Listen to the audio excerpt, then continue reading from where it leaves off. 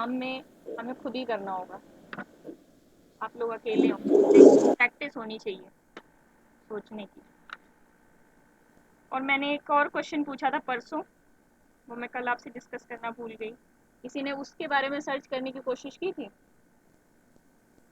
Ma'am वो जो 2 to the power n का वो हाँ एक्सप्रेशन। हाँ वो वो पावर सेट ऑफ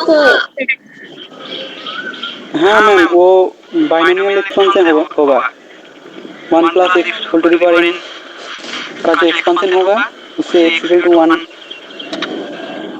पुट करना है। वेरी गुड, मैंने फिर बताया ना। आपका नाम मैं सही लेती हूँ? मैंने पहली बार सुना है नाम। मैम बंगाली में मैनक थोड़ा मेहनत नहीं है, मैनक। ठीक है, तो देखा, अब सबको समझ में आया। यहाँ पे हमने 1 plus x to the n की कार्डिनलिटी सॉरी एक्सपेंशन क्या होती है? N C zero, 1 raise to n, x raise to n minus n minus plus n C one, 1 raise to n minus one, और x raise to power n minus zero आना था यहाँ पे, 1 raise to n x raise to zero, 1 raise to n minus one, x raise to one. इसी तरीके से चलता चला जाता है, 1 raise to minus two, x raise to two. यहाँ पे जब आप इसको 1 पुट कर दोगे तो ये यही बन जाएगा जो मैंने आपसे पूछा था। ठीक है, बाइनोमियल एक्सपेंशन का यूज़ करके हमने क्या निकाला, इसको कहा है। ठीक है, आगे बढ़ो।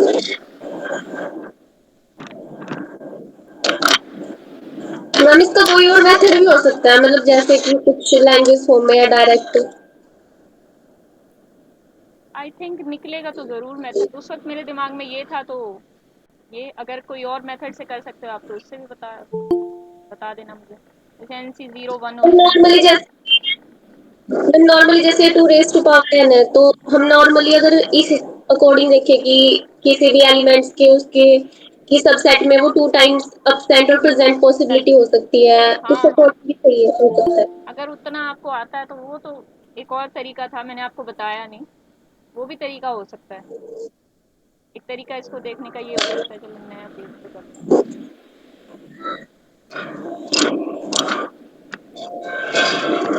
कोई भी एलिमेंट है, कोई भी सेट है एस, उसके अंदर कुछ एलिमेंट्स होंगे A1 A2 जितने भी हैं, मान लो n के नंबर।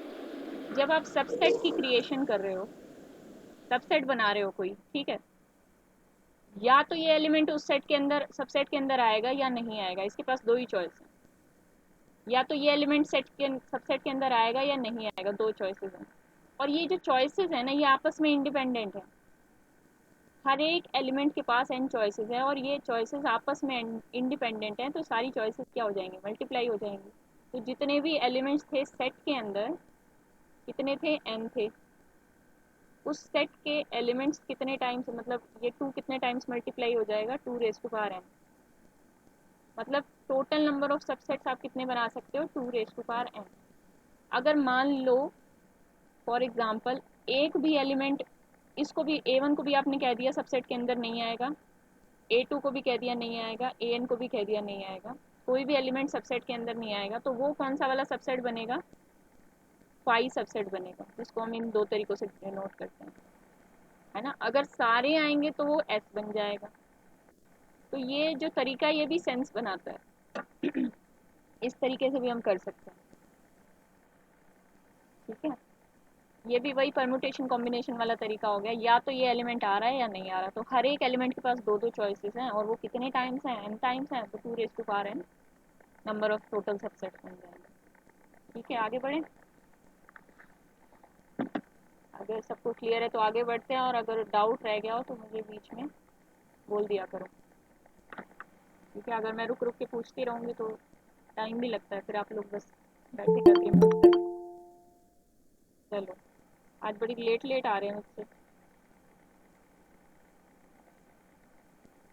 अब स्टार्ट करते हैं एक बार कार्टेशियन प्रोडक्ट, वहीं से आपका रिलेशन फंक्शन भी क्लियर हो जाएगा। कोई नया बच्चा है क्या जो आज क्लास में पहली बार आया हो? Yes ma'am. Yes yes ma'am, नया है अभी। पूजा पूजा दिन है, अच्छा सक्षम विनायक, ठीक है। हाँ, तो आज हम स्टार्ट करने जा रहे हैं, सेट हमारा ऑलमोस्ट कंप्लीट हो गया। आज हम स्टार्ट करने जा रहे हैं फंक्शन, ठीक है। बहुत छोटा सा टॉपिक है सेट्स, कुछ ज़्यादा बड़ा टॉपिक नहीं है। आप लोग नोट से कवर कर लेना और जो डाउट आए मुझे बताना। तो फंक्शंस आज हम देखते हैं, ठीक है। कल हमने थोड़ा सा कार्टेशियन प्रोडक्ट वगैरह कर लिया था, पर क्योंकि नए बच्चे आए हैं तो मैं शुरू से बता देती हूँ। फंक्शंस को समझने से पहले समझते हैं कार्टेशियन प्रोडक्ट क्या होता है। Cartesian product, Cartesian product of sets होगा, और कार्टेशियन प्रोडक्ट ऑफ सेट्स भी क्या बनेगा, एक सेट बनेगा इन इटसेल्फ, ठीक है। तो मान लेते हैं अगर ए और बी कोई दो सेट्स हैं,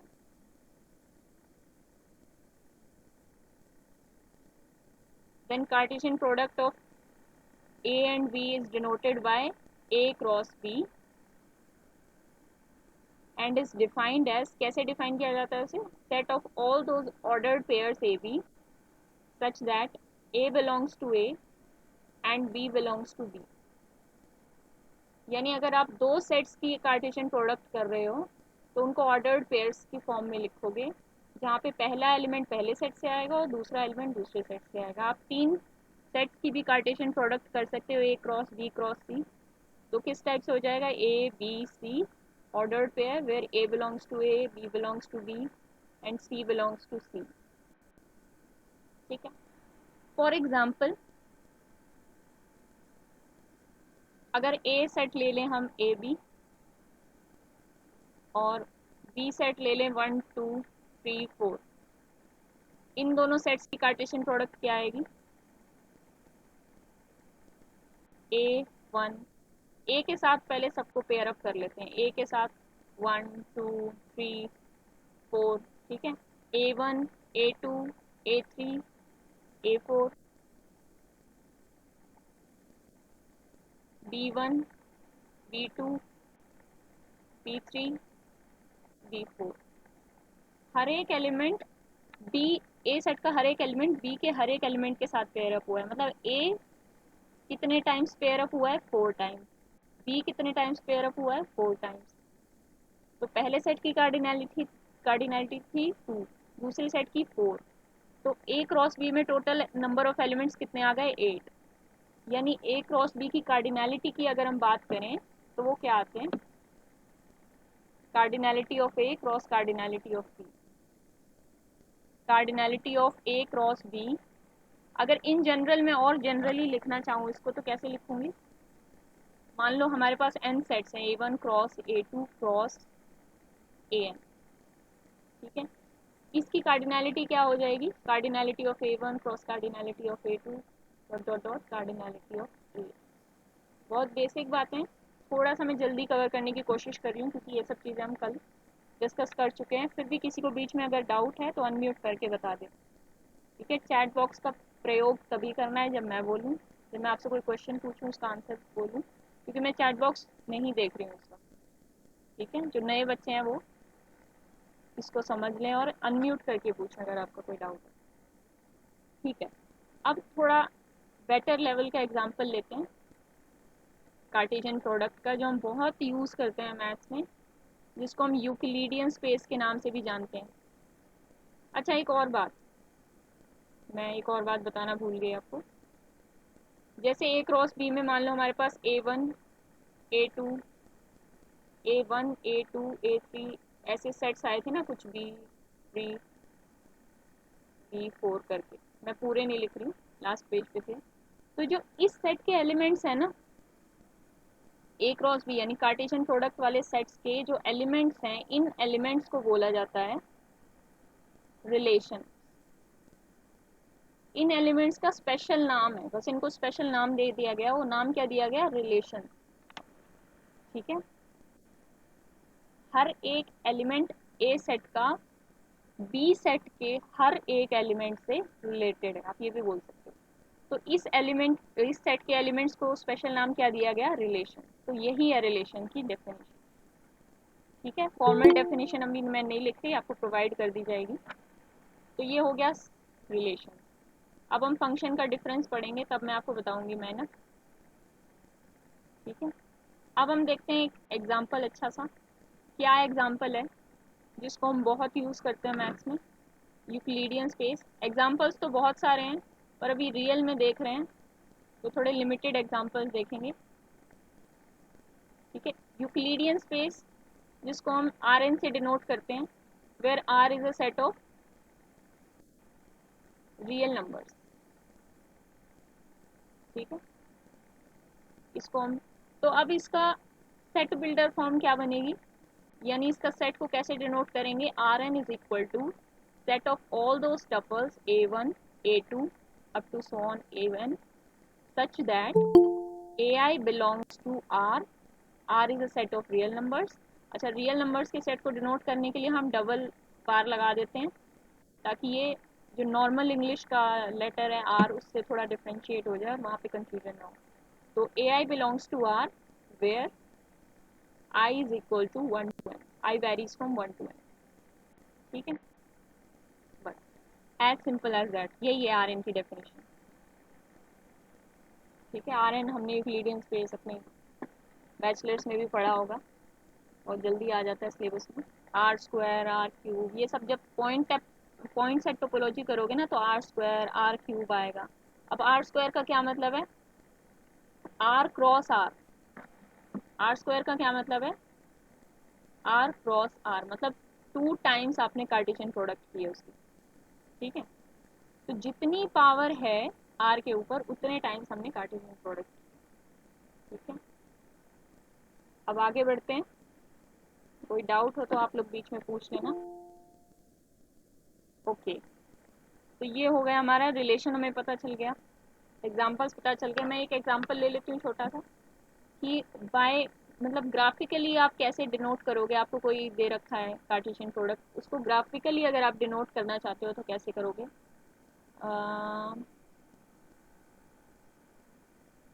1 2 क्रॉस नेचुरल नंबर्स, ये क्या आएगा?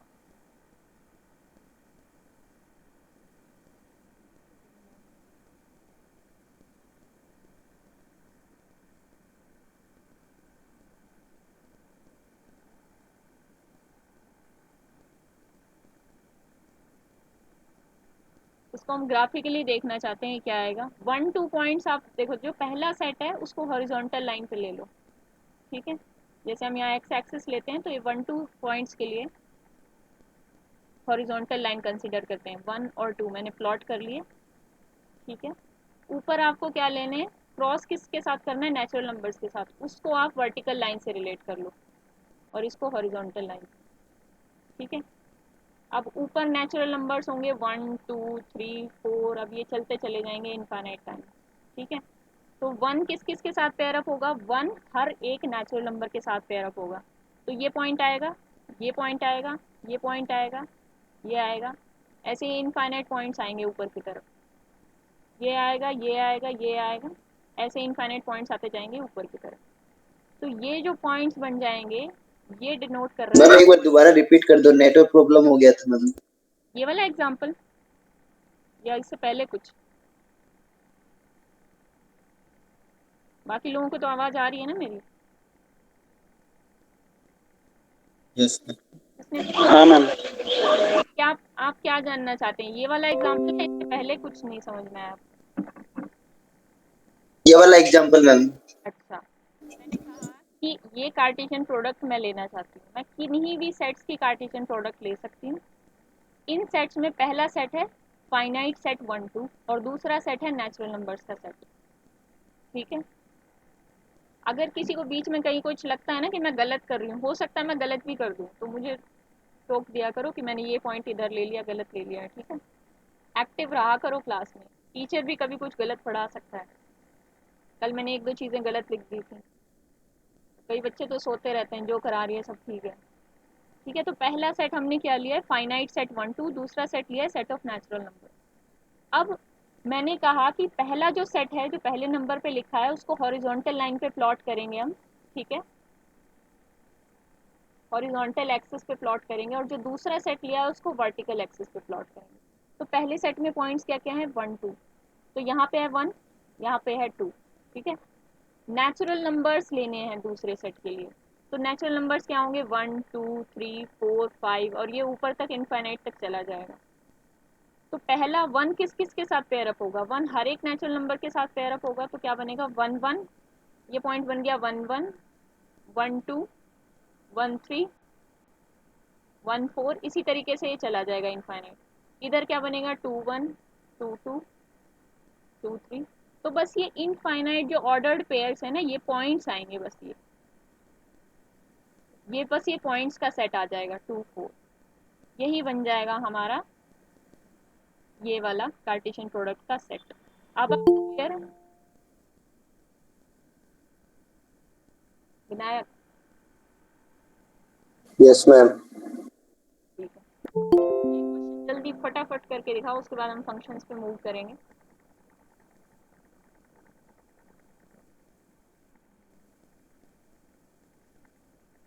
शायद कल वाले बच्चों को तो आता भी होगा।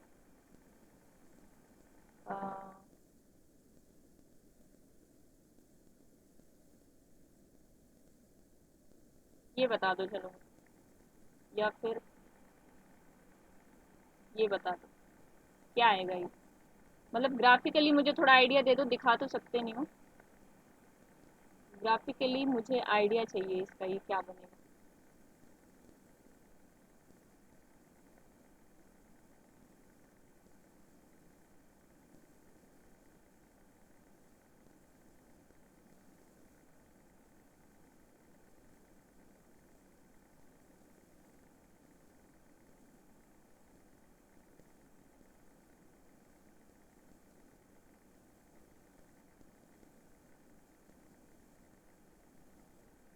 Ma'am straight line.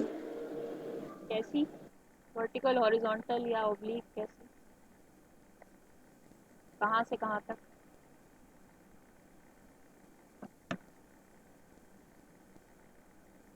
0 1 इंटरवल कहाँ कहाँ पेयर अप होगा, किस किस पॉइंट के साथ पेयर अप होगा? हॉरिजॉन्टल लाइन में 0 1 के साथ, 0 7 के साथ। 0 1 के साथ, ये पूरा जो इंटरवल है ये यहाँ पे मैम रेक्टेंगुलर। नहीं, रेक्टेंगुलर नहीं आएगा, देखो ये नहीं आ जाएगा। 0 1 इंटरवल है, ये पूरा हर एक पॉइंट 1 के साथ मैप होगा। मैम 2 ही स्ट्रेट लाइन होगा। एक 1 पे बनेगा, एक 7 पे बनेगा, am I right? Actually ma'am line segment होगा।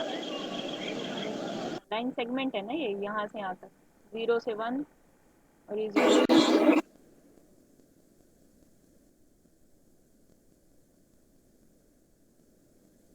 ठीक है ये, अरे वो मिट गया मेरा, समझ जाना।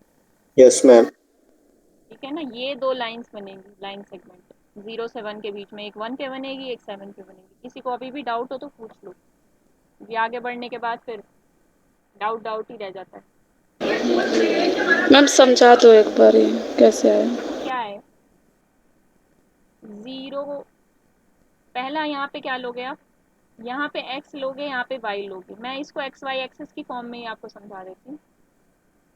X y such that x कहाँ से होगा 0 1 क्लोज इंटरवल से, और y क्या होगा, y is equal belongs to 1,7। अब एक बार 7 को भूल जाओ, सिर्फ 1 को कंसिडर करो, ठीक है। तो x तो 0 से 1 का बीच का हर एक पॉइंट होगा, और y पे आपको सिर्फ 1 लेना है, तो ये वाली लाइन नहीं आ जाएगी। x कहाँ से कहाँ तक होगा 0 से 1 के बीच में, और y होगा ओनली दिस 1 पॉइंट, मतलब ये क्या आ जाएंगे x, 1 टपल्स, और ऊपर वाले क्या आ जाएंगे x, 7, where x is varying from closed interval 0 1, और यहाँ पे x is varying from closed interval 0 1। Clear है आपको? Yes ma'am. मैम इंटरवल और सेट दे रखा है इसलिए ऐसा आया है।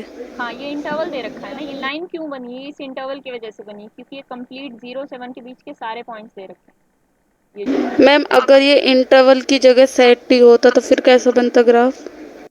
इंटरवल देखो एक सेट ही होता है, तुम्हें थोड़ा कंफ्यूजन है, चलो ये कन्फ्यूजन हम बाद में क्लियर करेंगे। इंटरवल एक टाइप का सेट ही होता है, पर इंटरवल एक ऐसा सेट होता है जिसमें अगर एंड पॉइंट्स को देखें उनके बीच के सारे पॉइंट्स आते हैं। तो आप कह रहे हो कि 0,1 क्रॉस 1,7 होता, तो ये आपका क्वेश्चन है? Yes ma'am. अच्छा, तो बस यही हो जाता, 4 पॉइंट्स आ जाते। देखो मैं साइड में बना रही हूँ, 0, 1, 0, 1 और यहाँ पे 1 आ जाएगा, 7 यहाँ कहीं आ जाएगा। ठीक है, हम एक आइडिया ले लेते हैं। तो 0, 1 इसके अंदर 4 पॉइंट्स आते हैं, 0, 1, 0, 7 और 1, 1, 1, 7। बस हमें 4 ordered pairs x y plane पे प्लॉट करने होते हैं। क्या आते वो? एक ये पॉइंट आ जाता, एक ये आ जाता, एक ये, एक ये। किसी और कलर से कर दूं? देखो ये 4 पॉइंट आते हैं, एक ये, एक ये, एक ये, वो अपने आप ही सफ़ेद हुए जा रहे हैं। ठीक है, ये 4 पॉइंट आ जाते ना। ये 0, 1 होता, ये 0, 7 होता, 0, 1, 1, 0, हाँ ये 1, 1 होता, सॉरी। और ये वाला होता 1, 7, ये वाला होता 0, 7। अब बताओ आपको कहीं डाउट रह गया? यस मैम, आ गया। जो लेक्चर होता है ना उसको आप नोट करते होगे, लेक्चर के बाद एक बार सारी चीज़ों को दोबारा देखा करो। हो सकता है कोई ऐसी चीज़ हो जो आपको समझ में ना आई हो, पढ़ते पढ़ते खुद समझ में आ जाए, और कोई ऐसी चीज़ हो जो क्लास में आपको समझ में आ गई हो, बाद में आपको ऐसा लगे कि ये मुझे नहीं समझ में आई। ठीक है, तो क्लास को एक बार 10-15 मिनट देख के रिवाइज ज़रूर किया करो। ठीक है, क्लास से 2-3 घंटे बाद कर लो या अगले दिन सुबह कर लो, क्लास में ही सारे आपके कंसेप्ट क्लियर होते हैं। चलो, कार्टेशियन प्रोडक्ट पे ये हो गया, और क्वेश्चंस भी आपको असाइनमेंट पे होंगे, उन क्वेश्चंस को प्रैक्टिस करना। I think Cartesian product questions add किए गए हैं। मैम आपकी वॉइस नहीं क्लियर आ रही है। मैम आपकी वॉइस बहुत स्लो आ रही है, अब ज्यादा हो मतलब रहा बहुत ही स्लो। की प्रॉब्लम है या ईयरफोन से भी नहीं सुन पा रहा हूँ। जस्ट अ मिनट, फ्लो की प्रॉब्लम है या कट रही है कहीं से? है। मैम अब हुई है, पहले तो थोड़ी सही आ रही थी। पता नहीं क्या हो गया, रुको मैं एक बार रिफ्रेश करूँ अपने नेटवर्क को। एक तो यहाँ पे मौसम ख़राब है ना थोड़ा, हरियाणा में बारिश हो रही है। हाँ तो मैम। हरियाणा में रहती हूँ मैं। एक मिनट,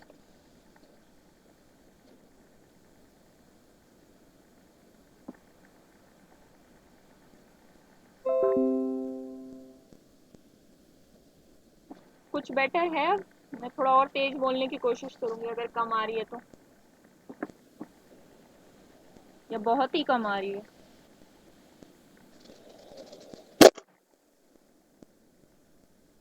हेलो,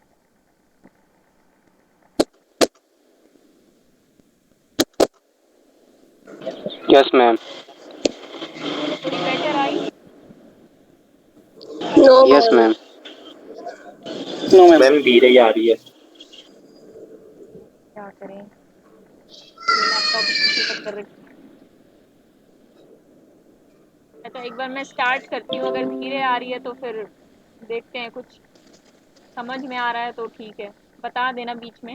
मैं फंक्शन स्टार्ट करती हूँ। आपको समझ में आया जितना मैंने बोला? Yes ma'am. एक दो लोगों को तो अच्छी आ रही है जिनके ईयरफोन में ज़्यादा पावर है। कैसी है पल्लवी, ठीक है अब? हो जाती है कभी। ये बताओ।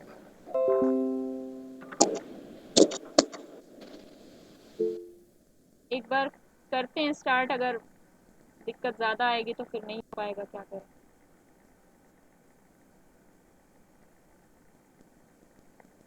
अब फंक्शन क्या होता है? फंक्शन को हम ऐसे डिनोट करते हैं, किसी सेट ए से किसी सेट बी तक। समझ में आ रहा है ना आप लोगों को?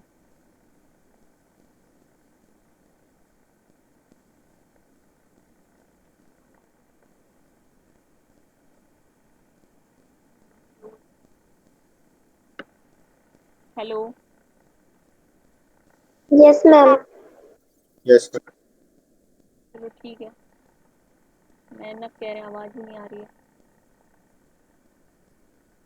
दिया, प्रणव, विनायक, अर्पित, क्लियर है? कुछ बढ़ी आवाज़? Yes, ma'am. Yes ma'am. Full volume पे रखना। Okay ma'am. ठीक है, करते हैं एक बार। अगर किसी को भी कहीं भी दिक्कत आ रही है, एक दो लोगों को, तो मुझे बता देना, बीच में मुझे रोक देना, ठीक है? हम कर रहे हैं फंक्शन। अब देखो, हम रियल फंक्शंस के बारे में पढ़ रहे हैं, क्योंकि हम क्या पढ़ रहे हैं? Real analysis. फंक्शंस का स्कोप इससे भी कहीं ज़्यादा है, लेकिन अभी हम रियल एनालिसिस कर रहे हैं, तो रियल तक रहेंगे। तो हम क्या कर रहे हैं? Real function. तो ये ए और बी कहाँ के होंगे सबसेट? ए और बी रियल के सबसेट होंगे, ठीक है? ए और बी कॉम्प्लेक्स के सबसेट भी हो सकते थे, लेकिन यहाँ पे हम सिर्फ रियल फंक्शंस पढ़ रहे हैं, तो हम लिमिटेड रहेंगे ए और बी को रियल के सबसेट के तक, ठीक है? तो डेफिनेशन एक बार लिख लेते हैं, फॉर्मल डेफिनेशन, और फिर मैं उसको समझाती हूँ कि उसका मीनिंग क्या है और रिलेशन और फंक्शन में मेन डिफरेंस क्या है।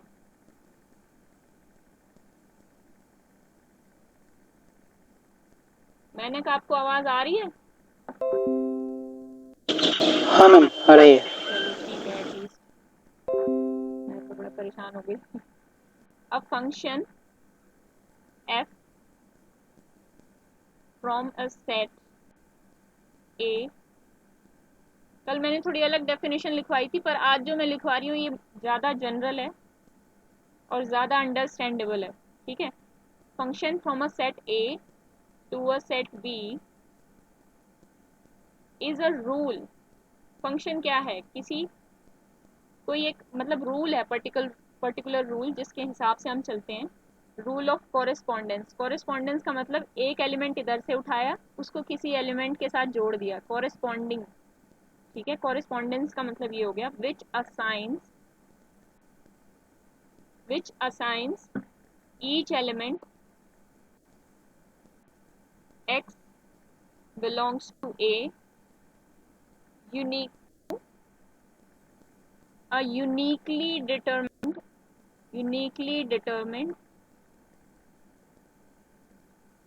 element x in b या x belongs to b। मतलब देखो, यहाँ पे ये यूनिकली वर्ड बड़ा इंपॉर्टेंट है। रिलेशन में भी हम यही काम कर रहे थे। क्या कर रहे थे? एक एलिमेंट ए सेट से ले रहे थे, एक एलिमेंट बी सेट से ले रहे थे, और उनके पेयर्स बना रहे थे। यहाँ पे हम कुछ ऐसा ही कर रहे हैं, बट यहाँ पे एक डिफरेंस है, यूनिकली डिटर्मिन्ड। अभी वो देखते हैं कि वो डिफरेंस क्या है। डेफिनेशन पढ़ो एक बार। Function from a set A to B is a rule of correspondence, जो ए के एलिमेंट को उठा के, ए के हर एक एलिमेंट को उठा के बी के एक यूनिक एलिमेंट पे मैप करता है। जैसे अगर मैं बनाऊँ यहाँ पे ए सेट, यहाँ पे बनाऊँ बी सेट, ठीक है? मैं दो चार एलिमेंट्स शो कर देती हूँ पॉइंट्स की हेल्प से, ठीक है? ज़रूरी नहीं है ए और बी की कार्डिनैलिटी सेम हो। ध्यान रखना, ए और बी की कार्डिनैलिटी सेम हो, ये बिल्कुल ज़रूरी नहीं, ठीक है? यहाँ से अगर कोई एलिमेंट उठाते हैं, वो इधर के एक एलिमेंट पे मैप होगा, ठीक है? और इन्होंने क्या रखा है? Each element maps to a uniquely determined element in B. यानी ये ऐसा हो जाए अगर, तो ये फंक्शन नहीं कहलाएगा। इधर का एक एलिमेंट उधर के एक यूनिक एलिमेंट पे जाता है, मल्टीपल एलिमेंट्स पे नहीं जाता। इस केस में वन एलिमेंट दो एलिमेंट पे मैप हो गया, which is not the case of function. Relations के केस में क्या हो रहा था? कार्टेशियन प्रोडक्ट में हमने देखा था, ये एलिमेंट हर एक के साथ मैप हो रहा था, ठीक है? अगर मैं यहाँ पे नेमिंग कर दूँ इनकी ए बी सी डी, तो रिलेशन के केस में A1 A2 A3 ये सारे वैलिड थे। A1 A2 A3 ये सारे तीनों वैलिड थे ना। पर फंक्शन के केस में या तो A1 वैलिड होगा, या A2 वैलिड होगा, या A3 वैलिड होगा। एक टाइम पे एक ही होगा। ये मेन डिफरेंस है रिलेशन और फंक्शन में। रिलेशन एक एलिमेंट को मल्टीपल एलिमेंट्स पे भेज सकता है, फंक्शन एक एलिमेंट को एक ही एलिमेंट पे भेजेगा, ठीक है? चलो ये हो गया। अब बी किसी एलिमेंट पे जा सकता है, सी किसी एलिमेंट पे जा सकता है। अब ये नहीं है कि इधर से यूनिक होगा, मतलब सी भी 2 पे जा सकता है, ये पॉसिबल हो सकता है फंक्शन के केस में, लेकिन सी 2 एलिमेंट्स पे चला जाए ये नहीं हो सकता। बी और सी सेम एलिमेंट पे जा रहे हैं, दिस इज पॉसिबल।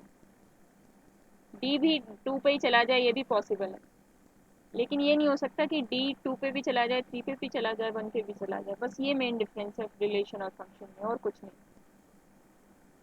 अभी हम ग्राफ से देखेंगे किस तरह की चीज़ें फंक्शन बनती हैं, किस तरह की नहीं बनती हैं। यहाँ तक क्लियर है तो आगे बढ़ें। कहीं बीच में वॉइस कम तो नहीं हो गई थी? सबको समझ में आ गया? Yes, ma'am. ठीक है, आगे बढ़ते हैं।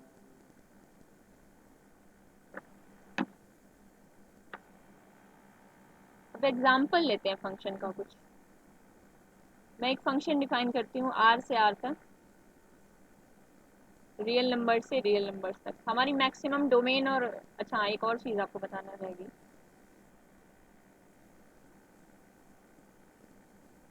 फंक्शन के ग्राफ्स वगैरह समझने से पहले सबसे पहले तो डोमेन, कोडोमेन और रेंज पता होनी चाहिए आपको। डोमेन, कोडोमेन और रेंज। अगर f कोई फंक्शन है a टू b, ठीक है, तो ये सेट कहा जाता है डोमेन। ये सेट कहा जाता है, बी सेट को क्या बोलते हैं? कोडोमेन। रेंज। नहीं, कोडोमेन बोलते हैं। कोडोमेन। जितने कोडोमेन बोलते के हैं। साथ वो रिलेटेड होता है उसे रेंज बोलते हैं ना। क्या क्या क्या? चलो मैं ही बता देती हूँ। जितने के साथ उसका रिलेशन होता है हाँ उसे हाँ, रेंज बोलते हैं। जैसे कि अभी मैंने आपको एक फंक्शन बताया था, बहुत ही जनरल एग्जांपल लेती हूँ। अभी मैंने आपको एक फंक्शन दिखाया था, इधर भी 3 ही ले लेते हैं, ठीक है। उसमें मान लो ये एलिमेंट इस पे जा रहा था, ये एलिमेंट इस पे मैप हो रहा था, और ये एलिमेंट इस पे मैप हो रहा था, ठीक है। कोडोमेन तो आपकी क्या थी? कोडोमेन क्या थी? कोडोमेन का सेट था 1 2 3 मैम। 1 2 3। लेकिन जब आप रेंज की बात कर रहे हैं, रेंज क्या है? रेंज वो सेट है जो फंक्शन अटेन करेगा, जो फंक्शन, जो वैल्यूज फंक्शन ने अटेन की। तो रेंज सेट क्या बनेगा यहाँ पे? फंक्शन ने सिर्फ 2 वैल्यू वन अटेन की। टू। हाँ, 1 2। और डोमेन क्या होती है? जिन पॉइंट्स पर फंक्शन डिफाइन किया जाता है। डोमेन के बारे में एक और बात आपको बताती हूँ। आपने फंक्शन देखा होगा f of x equal to 1/x, ठीक है। ये फंक्शन कभी भी 0 पे डिफाइन नहीं किया जा सकता, ठीक है। इसकी वैल्यू कभी आप फाइंड आउट नहीं कर सकते, दिस इज नॉट डिफाइंड। तो इसका मतलब क्या है? जब मैं f डिफाइन करूंगी, यहाँ पे उसकी जो भी डोमेन होगी उसमें 0 नहीं होगा। हर एक पॉइंट पर डिफाइंड है ये 0 को छोड़ के, तो 0 हमें निकालना ही पड़ेगा, ठीक है। और उसकी कुछ ना कुछ कोड डोमेन होगी। तो कोड डोमेन के बारे में आपको ज़्यादा टेंशन लेने की ज़रूरत नहीं है। हो सकता है ये पूरा आर अटेन ना कर रहा हो, लेकिन हमें ये नहीं देखना है कि वो क्या अटेन कर रहा है, क्या नहीं अटेन कर रहा है। हमें सिर्फ कोड डोमेन के लिए देखना है उसकी पॉसिबिलिटीज़ क्या हैं अटेन करने के लिए, क्या क्या वो अटेन कर सकता है। इसको मैं सी कॉम्प्लेक्स नंबर्स भी बना सकती थी, ठीक है। जबकि आर -0 से, मतलब जो भी डोमेन लूँगी, अभी जो मैं रियल डोमेन लूँगी उससे सी तक ये कभी कॉम्प्लेक्स नंबर तो अटेन नहीं करेगा, पर मैं कोड डोमेन के रूप में सी ले सकती थी, ठीक है। रेंज सेट वो वैल्यूज़ आएंगी जो पर्टिकुलरली वो अटेन कर रहा है। कोड डोमेन में आप कुछ भी ले सकते हो, आप फ्री हो, ठीक है। अब देखते हैं, तो इसकी कोड डोमेन क्या आएगी, सॉरी डोमेन क्या आएगी f of x equal to 1/x की? रियल नंबर्स सारे आएंगे, लेकिन उसमें से 0 निकाल देंगे। इसको हम क्या बोलते हैं? आर स्टार से भी डिनोट करते हैं, नॉन ज़ीरो रियल नंबर्स भी बोला जाता है। और इसको ऐसे भी डिनोट कर दिया जा सकता है R-0 करके, ठीक है। तो जो मोस्ट स्टैंडर्ड नोटेशन है वो जो मैंने यहाँ पे लिखी है वही है, आप लोग वही यूज़ करना, कहाँ कहीं भी यूज़ करना। तो R, ये, अच्छा ये स्लैश उल्टा लग गया मुझसे, ये स्लैश ऐसे रहता है, बैक स्लैश होता है, R बैक स्लैश 0, ठीक है। तो ये स्टैंडर्ड नोटेशन है इसके लिए। तो मैंने क्या बनाया है फंक्शन r-0 से r। अब डोमेन r तो कभी नहीं बनाई जा सकती इस फंक्शन की, लेकिन छोटी करी जा सकती है। छोटी यानी मैं अगर ये ले लूँ domain open interval 0 to infinity 2r, तब भी मेरा फंक्शन डिफाइन हो जाएगा। बस उसके ग्राफ में और उसकी जो रेंज सेट है उसकी वैल्यूज जो अटेन करेगा वो, मतलब जो रेंज होगी उसमें डिफरेंस आ जाएगा, रेंज सेट में डिफरेंस आ जाएगा। यहाँ पे जो रेंज सेट होगा वो अलग होगा और यहाँ पे जो रेंज सेट होगा वो अलग होगा, ये दोनों इक्वल नहीं होंगे। क्लियर है इतना? ग्राफ्स के थ्रू देखेंगे क्या क्या डिफरेंस आ रहा है। ठीक है, जब हम ग्राफ करेंगे तब देख लेंगे कि रेंज सेट में क्या क्या डिफरेंस आएगा। ठीक है, आगे बढ़ते हैं।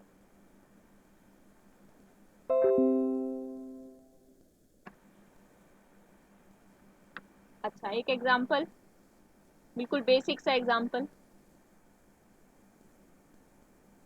आर टू आर डिफाइन करती हूँ मैं, f of x is equal to 0। मतलब इसको बोला जाता है जीरो फंक्शन। इसको क्या बोलते हैं? Zero function.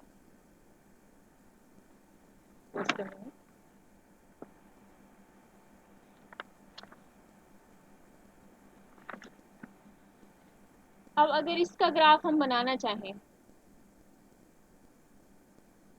तो ग्राफ कैसे बनेगा? जैसे हम कार्टेशियन प्रोडक्ट में ग्राफ बनाते थे उसी की हेल्प से। देखो x कुछ भी हो जाए, मैं यहाँ पे लिख रही हूँ for all x belongs to r। x कुछ भी हो जाए हमारा फंक्शन हमेशा जीरो वैल्यू अटेन कर रहा है। मतलब x कुछ भी हो जाए, ये एक इनफाइनाइट टपल की तरह लिखा जा सकता है। कैसे? मैम इसका ग्राफ तो एक्स एक्सिस ही होगा। x कॉमा 0, हाँ x एक्सिस होगा। ठीक है, मैं बिल्कुल बेसिक बता रही हूँ, मैंने कहा अगर किसी को कहीं कुछ ना भी आता हो तो भी हो जाए। देखो x वेरी कर रहा है तो x कहाँ पे वेरी करता है? x एक्सिस पे वेरी करता है, x पूरा वेरी कर रहा है, लेकिन y हमेशा 0 ही है। तो ऊपर नीचे कहीं जाना ही नहीं है, y तो 0 x एक्सिस पे ही होता है। इसको आप y इक्वल टू 0 फंक्शन बोल देते हो, y is equal to f x is equal to 0। तो अगर कई बार इन शॉर्ट आपसे बोला जाता है ये वाली एक्सिस ड्रॉ करो, draw y is equal to 0 axis, तो y इक्वल टू 0 एक्सिस कौन सी होती है? x axis. x equal to 0 axis कौन सी होती है? y axis. Y axis. क्योंकि पूरी y एक्सिस पे x 0 वैल्यू अटेन करता है। ठीक है, चलो ये तो हो गया बड़ा बेसिक सा फंक्शन। अब आगे करते हैं, उसको बोलते हैं जीरो फंक्शन। और अब हम करने जा रहे हैं आइडेंटिटी फंक्शन। आइडेंटिटी फंक्शन,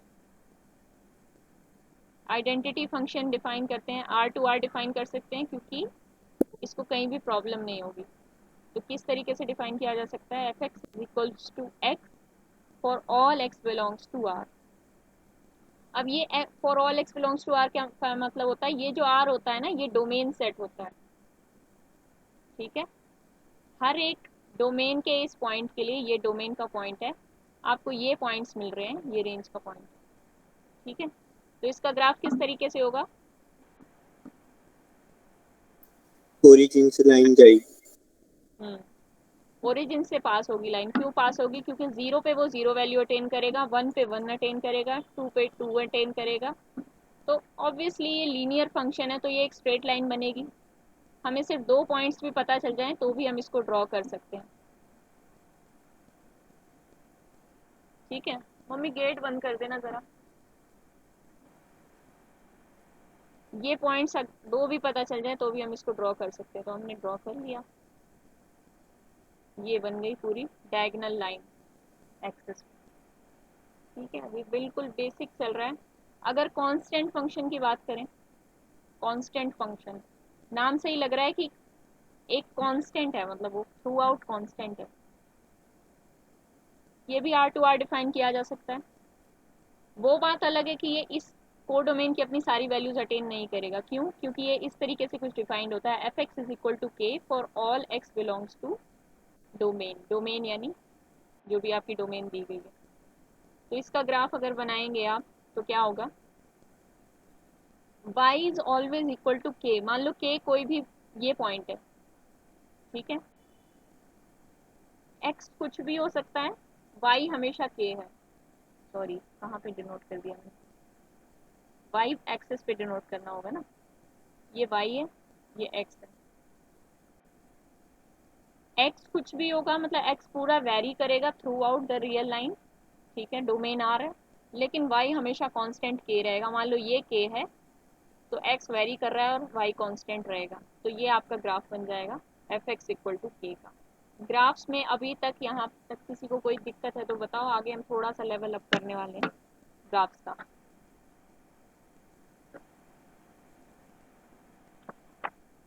बिल्कुल बेसिक ग्राफ। नहीं मैम, ठीक है। चलो आगे बढ़ते हैं। अब थोड़ा पैराबोला देख लेते हैं।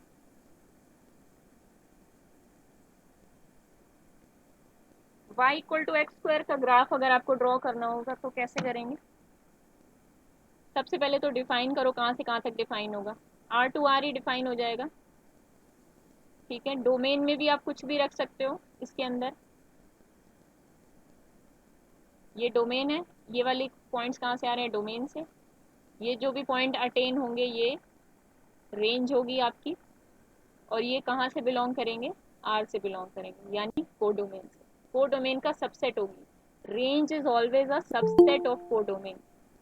it may be equal to codomain, it might not be, it can be a proper subset, और ये इक्वल भी हो सकती है दोनों, ठीक है। तो रेंज और कोडोमेन बराबर हो सकती हैं, वो कब बराबर होंगी उसको भी हम आगे पढ़ेंगे, वो भी एक स्पेशल केस होता है।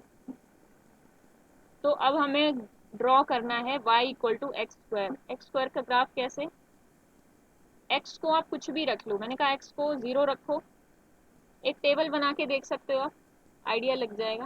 मैंने कहा x को 0 रखो, y 0 मिलेगा। मैंने कहा x को 1 रखो, y 1 मिलेगा। -1 रखो, फिर भी y 1 मिलेगा। 2 रखोगे तो 4 मिलेगा। -2 रखोगे इसी तरह तो भी 4 मिलेगा। तो 0 पे 0, 1 पे 1 और -1 पे भी 1, ठीक है। साइमल्टेनियसली दोनों को ड्रॉ करते हुए चलो, ठीक है।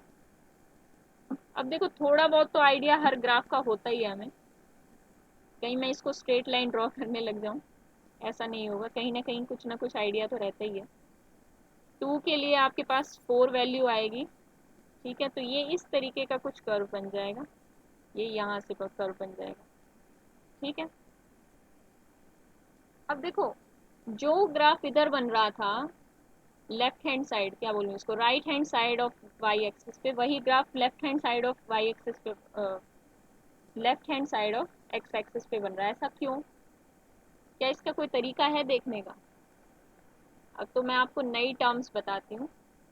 फंक्शन में दो टाइप्स आती हैं, इवन फंक्शन और ऑड फंक्शन। दो तरह के फंक्शन हो सकते हैं विद रिस्पेक्ट टू मतलब सिमेट्री। सिमेट्री का मतलब क्या हुआ, मान लो कुछ ऐसे ऐसे ग्राफ बन रहा है, तो वो इस तरफ भी ऐसे ऐसे बनेगा, तो ये सिमेट्रिक अबाउट, ये थोड़ा देखने में अजीब लग रहा है, इसको थोड़ा और अच्छा बना देती हूँ। मैंने कहा कि इस तरफ जो ग्राफ बन रहा है वो इस तरफ के ग्राफ के बराबर है, ये एक्स एक्सिस है, ये वाई एक्सिस है, ठीक है। तो इस ग्राफ को क्या कहेंगे, सिमेट्रिक अबाउट। कोई बता सकता है क्या बोलेंगे इसको, symmetric about y axis. Y axis, right, क्योंकि वाई एक्सिस है जो इसका पार्टीशन कर रही है, और वाई एक्सिस के इस तरफ भी ग्राफ ऐसा ही है, वाई एक्सिस के इस तरफ भी ग्राफ ऐसा ही बन रहा है, सेम बन रहा है, मिरर इमेज की तरह हो गया है, ठीक है। अगर कोई ग्राफ इस लाइन के अबाउट सिमेट्रिक है, मतलब यहाँ पे कुछ ऐसा बन रहा है और यहाँ पे कुछ ऐसा बन रहा है, इसको क्या बोलेंगे, सिमेट्रिक अबाउट ओरिजिन। लाइन कौन सी लाइन, ओरिजिन नहीं आएगा, y equals to x. Symmetric about y equal to x. Origin तो एक पॉइंट हो गया ना, किसने बोला था, पॉइंट के अबाउट सिमेट्री थोड़ी देखी जा सकती है। तब तो हम इस तरह पैराबोला भी हो सकता है, अगर वो जीरो मतलब 0 0 से जा रहा हो तो। हाँ, जैसे पैराबोला इस तरह से जा रहा है, अभी हमने पैराबोला ही तो किया था, वो वाई एक्सिस के अबाउट सिमेट्रिक था, जो इससे पहले, इससे पिछले पेज पे हमने किया था। वाई एक्सिस के अबाउट सिमेट्रिक था ना, इस तरफ भी वही ग्राफ बन रहा था, इस तरफ भी वही बन रहा था, ठीक है ना। बोल के शांत हो जाते हो आप लोग, हाँ ना कुछ नहीं, या तो नेटवर्क चला जाता है। मुझे लगता है नेक्स्ट पेज पे ही करना पड़ेगा, चलो नेक्स्ट पेज पे करते हैं। और मैं क्या बता रही थी, हाँ एक और सिमेट्री रह गई है। अब ये वाला बताना, ये वाला किसके अबाउट सिमेट्रिक होगा?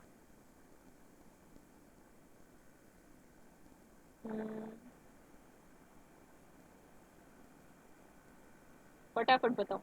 X x X X x x, very good. बस इन्हीं सिमेट्रीज को हमें समझना है ग्राफ्स में। अगर हम, इसका फ़ायदा क्या हुआ, अगर हमें पता चल जाए कि कोई ग्राफ एक्स एक्सिस के अबाउट सिमेट्रिक है, ठीक है, तो जैसा वो ऊपर बन रहा है इस क्वाड्रेंट में, फर्स्ट और सेकंड क्वाड्रेंट में, देखो ग्राफ ऐसा भी तो हो सकता था एक्स एक्सिस के अबाउट सिमेट्रिक।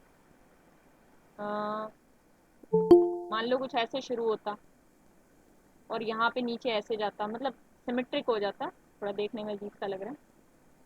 तो ऊपर वाला हम बना लेते फर्स्ट और सेकंड क्वाड्रेंट का, थर्ड और फोर्थ क्वाड्रेंट के लिए बस हमें उस ग्राफ को क्या करना था, इस एक्सिस के अबाउट पलटना था, इसकी मिरर इमेज लेनी थी। सिमेट्रिक को शॉर्ट फॉर्म में बोल सकते हो mirror image about that particular axis, ठीक है। अब यहीं पे इवन ऑड फंक्शंस का रोल आता है, वो देखते हैं। इवन फंक्शन क्या होगा? a function f of x is said to be even function, वो सब लिख लो। if f कहाँ कहीं a से b तक डिफाइंड है, if f of minus x is equals to f of x, मतलब x को माइनस एक्स से रिप्लेस कर दें तो भी फंक्शन वही वैल्यू दे अपनी ओरिजिनल वाली। For example y x is equal to 2, constant function है, इसमें x को माइनस एक्स से रिप्लेस करना क्या आएगा, वाई एक्स इक्वल टू 2 ही आएगा, चेंज ही नहीं होगा, ठीक है। तो this is an even function. और कोई एक एग्जांपल बताओ मुझे फटाफट इवन फंक्शन का, तब तक मैं ऑड फंक्शन लिखूँ। Y equal to x square. Y equal to y equal to cos x। Y equal to cos x, ठीक है। ये हो गए हमारे बड़े सारे एग्जांपल, लेकिन अभी मैं, चलो पहले इसको कर लेते हैं फिर बताती हूँ एक और चीज़। A function f of x is said to be an odd function defined from a to b where a and b are subsets of R, ठीक है, पूरी वो लाइन है लंबी लंबी। If f of minus x is equals to minus f of x, वो जो हमने x को माइनस एक्स से रिप्लेस किया था वो पूरा बाहर लेके आ जाए फंक्शन, तो फंक्शन हो जाता है ऑड फंक्शन, ठीक है। ऑड फंक्शन का कोई एग्जांपल देना चाहेगा? y equal to x। Sine x हो जाएगा, साइन एक्स हो जाएगा। y equal to sine x, y equal to x, y equal to x cube भी बोल रही हूँ, को आपत्ति हो तो बता दो। Yes ma'am. ठीक है, अब मेरा एक सवाल है आप लोगों से, मैं एक फंक्शन डिफाइन कर रही मैम हूँ, y बराबर log x कैसा होगा? y बराबर log x, ग्राफ ड्रॉ करके देख लो, खैर अभी मैं बताने वाली हूँ उसका ग्राफ। तो log ऑफ x तो ना ऑड होता है ना इवन होता है। हाँ एक और बात, सारे फंक्शन ऑड इवन नहीं होते, ऐसे भी फंक्शंस हैं जो ना तो ऑड है ना इवन है। जैसे अगर मैं बोलूँ x एक कैसा फंक्शन था आपके पास, ऑड था, odd। y इक्वल टू 1 कैसा था, इवन था, अभी हमने देखे दोनों, ठीक है। अगर मैं इन दोनों को ऐड कर दूं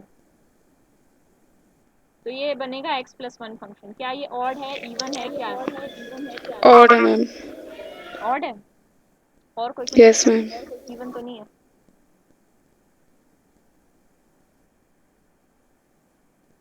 क्या ये ऑड की कंडीशन सेटिस्फाई कर रहा है, इवन की कर रहा है, या कोई नहीं कर रहा है, क्या कर रहा है ये? ऑड हो सकता है, ऑड होगा।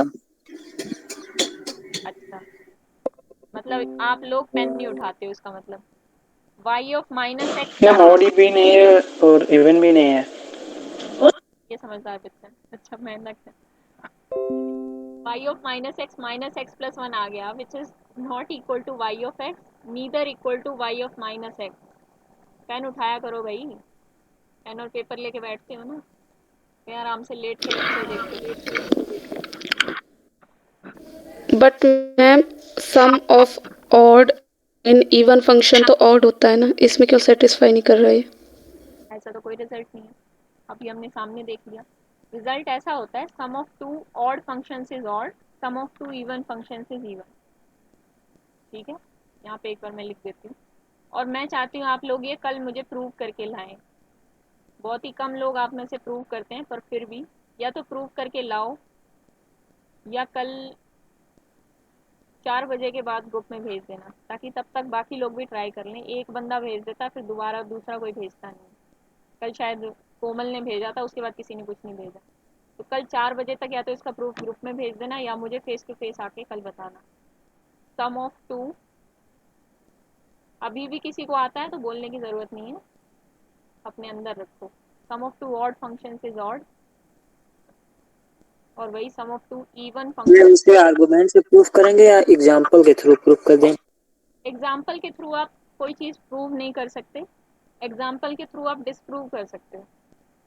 मतलब जब आप एग्जाम्पल लेते हो तो आप एक एग्जाम्पल लेते हो ना, तो एक एग्जाम्पल के लिए कोई चीज़ अगर ट्रू हो जाए तो आप वहाँ ये नहीं कह सकते कि हर एक फंक्शन के लिए, हर एक सेट के लिए ट्रू हो रही है। तो एक एग्जांपल से आप कोई चीज़ प्रूव नहीं कर सकते। लेकिन अगर कोई ऐसा आर्ग्यूमेंट दे रखा है कि शो दैट, अगर ये आर्ग्यूमेंट गलत होता, वैसे तो मैं आपको प्रूव करने को बोल रही हूँ, जैसे ये है, अभी किसी ने बोला था यहाँ पे, मैं ऐड कर देती हूँ, sum of even and odd function is odd बोला था। ठीक है, ये स्टेटमेंट ट्रू नहीं थी, मैंने इसके लिए क्या कहा, एक काउंटर एग्जाम्पल ले लिया। यानी एक ऐसा एग्जाम्पल जो इस स्टेटमेंट को सेटिस्फाई नहीं कर रहा, वो एक एग्जाम्पल ही काफ़ी है इस स्टेटमेंट को डिसप्रूव करने के लिए।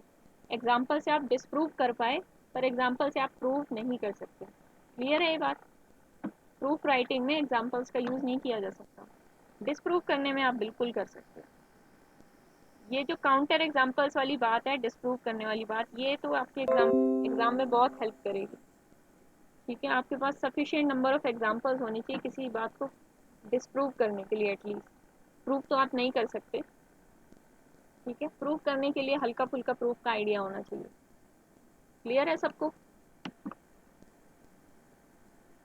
गंदगी तो नहीं मच गई ज़्यादा बोर्ड पे? आगे बढ़ूँ मैं, कि मेरा नेटवर्क चला यस गया, मैम। आवाज़ नहीं आ रही? ठीक है, तो ये चीज़ आपको प्रूव करनी है। अच्छा, मल्टीप्लिकेशन में भी देख के देखना, इसमें और ऐड कर लो। 4 आपके पास होमवर्क हो गया, multiplication of two odd functions and multiplication of two even functions. और एक और कर लो, मल्टीप्लिकेशन ऑफ, 5 हो गए, चलो, multiplication of even and odd functions. अच्छा, मल्टीप्लिकेशन वाली बात सच है या नहीं है, इसके बारे में मैं कुछ नहीं कह रही। सच है तो प्रूव करो, और गलत है तो डिसप्रूव करो। Multiplication of even and odd function क्या होगी ये भी बताना। देखो, पहला क्वेश्चन है sum of two odd functions is odd, दूसरा क्वेश्चन है multiplication of two odd functions is odd, तीसरा है sum of two even functions is even, चौथा है multiplication of two even functions is even, पांचवा है multiplication of even and odd function is odd, और छठा भी हो सकता था सम of even and odd function, जो हमने यहाँ क्लास में ही डिस्प्रूव कर लिया। क्लियर?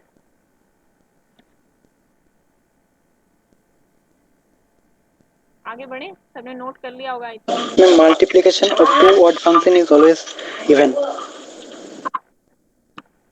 चलो प्रूव करके लाना अगर ऐसी बात है।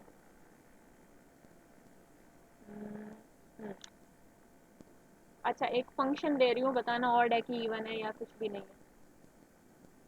अच्छा, y equal to x plus 1 से आपको क्या एक्सपीरियंस मिला कि सारे फंक्शंस इवन नहीं होते, सारे फंक्शंस ऑड नहीं होते, ऐसे भी होते हैं जो इवन ऑड ना भी हो गए तो बड़ी अच्छी बात है, नहीं हुए तो हम क्या करें।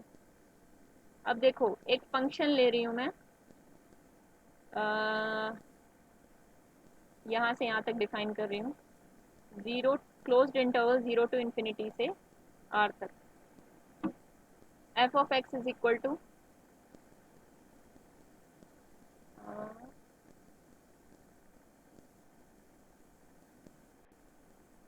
क्या है, ये इवन है, ऑड है, कुछ है ऐसा? 30 सेकेंड्स में आंसर दो। इवन है मैम इवन। इवन है। इवन है मैम। सारे इवन के सपोर्टर्स हैं, कोई अगर कहना चाहे कुछ और।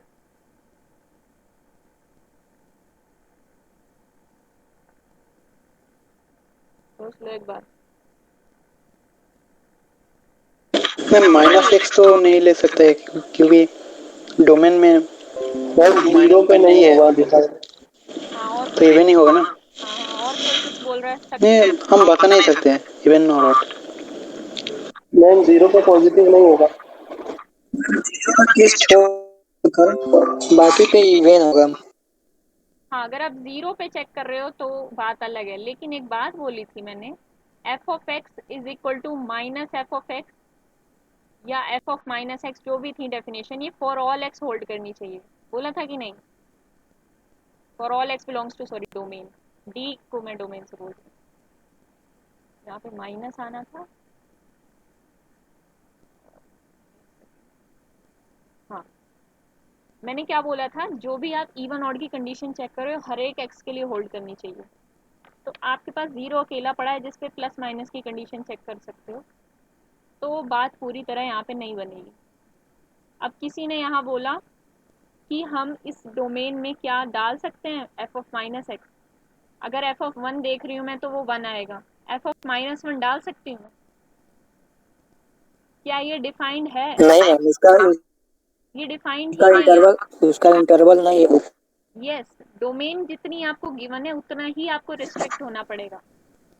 वो बात अलग है कि आप इसकी डोमेन इतनी मैक्स टू मैक्स होती है R2R, बट जो क्वेश्चन में गिवन है उतना ही आपको, मतलब जितनी चादर है ना उतने ही पैर फैलाने पड़ेंगे। डोमेन आपकी चादर है, उससे ज़्यादा पैर आप नहीं फैला सकते। समझ रहे हो? जितना क्वेश्चन में दिया है उतने पर रिस्ट्रिक्ट रहो। क्वेश्चन में पॉजिटिव नंबर्स और नॉन नेगेटिव नंबर्स दिए गए थे, तो आप नेगेटिव नंबर इसके अंदर नहीं डाल सकते। आपको नहीं पता f ऑफ माइनस 1 क्या होगा इसके अंदर, और यही फंक्शन अगर एफ R2R डिफाइन किया गया होता तो f x equal to x square की -1 पे वैल्यू हमें पता थी, क्या होती? 1 होती। इस केस में हमें पता है कि -1 पुट करने पे 1 आएगा, बट स्टिल ये फंक्शन नेगेटिव नंबर्स पे डिफाइंड नहीं है, और जब डिफाइंड ही नहीं है तो हम इवन ऑड की बात ही नहीं कर सकते। बात हम कब करते हैं फिर इवन ऑड की? मेन पॉइंट ये आया कि बात हम कब करते हैं इवन ऑड की? बात हम तब करते हैं जब हमारी डोमेन ऐसी हो, यहाँ पे 0, इस तरफ भी उतने ही पॉइंट्स हो, इस तरफ भी उतने ही पॉइंट्स हो, मतलब डोमेन शुड बी, क्या बोलूँ इसको, शुड बी सिमेट्रिक अबाउट 0। मतलब जो इंटरवल होना चाहिए वो सिमेट्रिक होना चाहिए अबाउट ओरिजिन, ऐसे बोल सकते हो, या 0 पॉइंट। ठीक है, डोमेन एक इंटरवल होगा आपका, या फाइनाइट सेट हो सकता है। मान लो एक मैं ये फंक्शन लेती हूँ, आप ये वाला बताना, f x equal to x, और इसकी डोमेन है ये। अब बताओ ऑड है, इवन है, या कुछ नहीं है?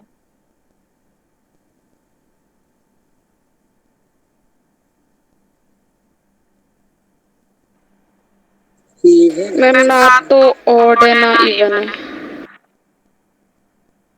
कैसे? मैम ऑड है। ऑड है क्योंकि मैंने क्या कहा, डोमेन अगर ऐसी है आपकी जिसमें अगर x है तो -x प्रेजेंट है, ठीक है, x belongs to domain and implies -x belongs to domain.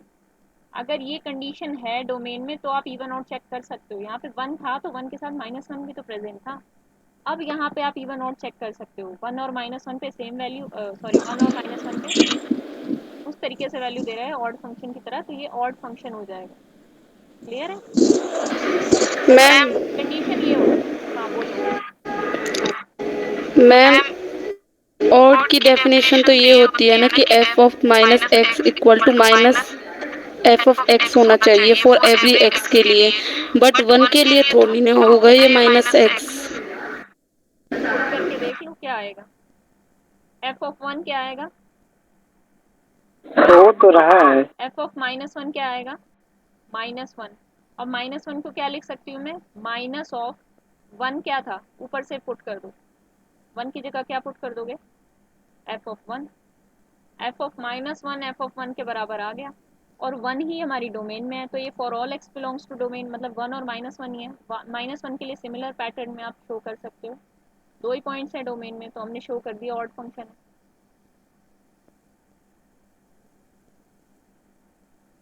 कोई डाउट रह गया? मैंने क्या कहा, f of 1 ma'am previous example में एक्स एट 0 पे क्या होगा? प्रीवियस एग्जाम्पल कौन सा, f x equal to x square, f x equal to x square, domain जिसका 0 to infinity। 0 पे 0 होगा, एफ ऑफ 0 मैम एक्स 0 पे इवन होगा या ऑड? देखो किसी पॉइंट पे नहीं चेक किया जाता इवन ऑड, यही आपके डाउट्स मैं क्लियर करना चाहती थी, इसलिए मैंने इवन ऑड पे इतना टाइम लिया। इवन ऑड हम पॉइंट्स पे चेक नहीं करते, एक पॉइंट को उठा लिया उस पे चेक नहीं करते, हर एक पॉइंट ऑफ डोमेन के लिए होल्ड होना चाहिए। वहाँ 0 के लिए होल्ड तो हो रहा था जो आप प्रॉपर्टी बता रहे हो, ठीक है, लेकिन सारे पॉइंट्स के लिए होल्ड होनी चाहिए ना। एक्स इक्वल टू 1 के लिए होल्ड नहीं हो रही थी, क्योंकि एक्स इक्वल टू 1 के लिए -1 भी तो डोमेन में प्रेजेंट होना चाहिए था।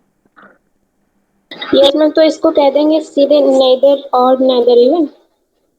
F x equal to x square को कौन से फंक्शन की बात कर रहे हो? Ma'am f x equal to x square वाला ही। हाँ, मतलब देखो बात ही हम तब कर सकते हैं, ये कह चेक ही नहीं कर सकते हम even odd, that is the point. तो जब चेक ही नहीं कर सकते तो ना वो इवन हुआ ना ऑड हुआ, ठीक है, एट लास्ट यही बोल देंगे कि इवन ऑड कुछ भी नहीं, but first condition ma'am even odd check करने के लिए मैम लेकिन स्पेशल केस नहीं बन सकता, अगर domain minus infinity to infinity भी होता तो भी उसमें 0 तो आता है ना, तो सब पे तो चेक करना पड़ता है पहले, मतलब अगर 0 पे लें तो क्या कहेंगे? अगर डोमेन -इन्फिनिटी टू इन्फिनिटी होता जिसको हम आर बोलते हैं, हम्म। तब तो हम हर एक पॉइंट पे चेक कर सकते थे, और हर एक पॉइंट के लिए F of -x F of x आ जाता, क्योंकि एफ एक्स क्या डिफाइन था, एक्स स्क्वायर डिफाइन था।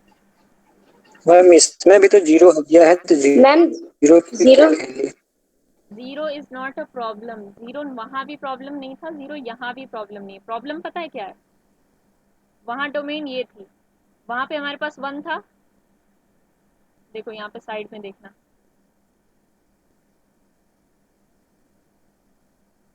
आप 1 पुट कर रहे थे तो क्या मिल रहा था आपको,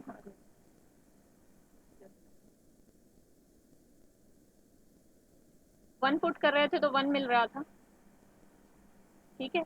-1 पुट करना चाहिए था, मतलब ऐसा होना चाहिए था कि आप -1 पुट कर पाते, क्योंकि 1 डोमेन में था तो -1 पे भी आपको चेक करना पड़ेगा ना, वो आप कर ही नहीं पाए, तो 1 और -1, इसी तरह किसी भी पॉजिटिव नंबर से उसके नेगेटिव नंबर पे बात नहीं हो पाई। 0 की जहाँ तक बात है तो 0 पे आपने चेक किया, f of 0 is equal to something 0, f of -0 is equal to, ये भी 0 आ रहा है, मतलब जो भी था आया, इससे फर्क नहीं पड़ता क्या आया, मतलब 0 पे भी चेक कर लिया, -0 पे भी चेक कर लिया, तो एक पॉइंट के लिए होल्ड कर गया, 0 के लिए यहाँ भी होल्ड करेगा, 0 के लिए यहाँ भी होल्ड करेगा, ये बात तो क्लियर है आपको। यहाँ पे भी हम ये वाली कंडीशन चेक कर सकते हैं, एफ ऑफ 0 एफ ऑफ -0 के बराबर है या नहीं, या माइनस एफ ऑफ 0 के बराबर है, क्या है, जो भी है, जो कंडीशंस होती है हमारी। लेकिन वहाँ पे पॉजिटिव नंबर्स तो थे, नेगेटिव नंबर्स पे आप नहीं चेक कर पाए ना, तो सारे नंबर्स के लिए यहाँ पे होल्ड नहीं करा, हमें चाहिए था सारे नंबर्स के लिए। गो टू डेफिनेशन, डेफिनेशन को स्ट्रिक्टली फॉलो किया करो, वो एक एक वर्ड इंपॉर्टेंट होता है डेफिनेशन। यहाँ इस केस में आप 0 को 0 और -0 लेके चेक कर सकते हो, और हर एक पॉजिटिव नंबर के लिए नेगेटिव नंबर तो है ही आपके पास, अगर 1 बिलोंग्स टू आर है तो -1 भी तो आर में है। अभी भी आपको डाउट रह गया? मैम 0 तो हमारे पास है, लेकिन -0 कहाँ से आएगा? -0 होता क्या, -0 0 ही तो होता है।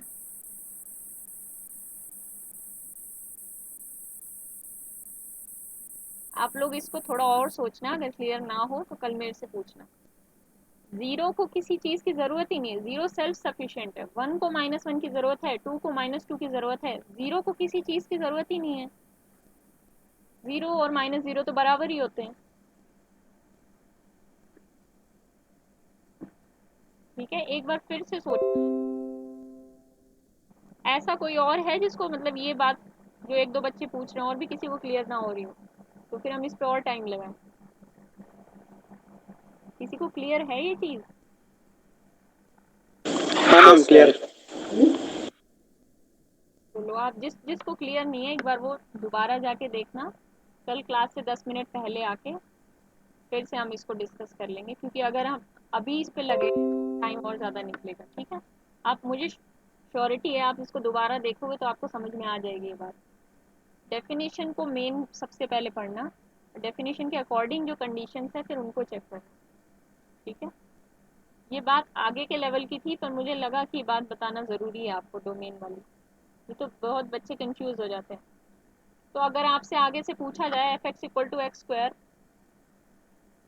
ऑड है या इवन, तो प्लीज़ मत बोलना कि इवन है, आप ये पूछना कि किस डोमेन पे आपने डिफाइन किया है उसको। Domain is very important. ठीक है, चलो। अच्छा, अगर आपके पास y equal to f x का कोई ग्राफ है और मैं उससे बनाना चाहती हूँ y is equal to minus f of x, तो कैसे बनेगा? मान लो ये कुछ ग्राफ ऐसे बन रहा है। ठीक है, अब यहाँ पे y क्या है? पॉजिटिव बन रहा है, मतलब ये y है ना, ऊपर वाला पोर्शन y के लिए क्या होता है? Positive. y is equals to minus f x क्या बनेगा इसके लिए? जहाँ जहाँ पॉजिटिव वैल्यूज, क्या इसकी मिरर इमेज बन जाएगी मैम। फुल मिरर इमेज बन जाएगी, जो मैंने सिमेट्री की बात की थी ना।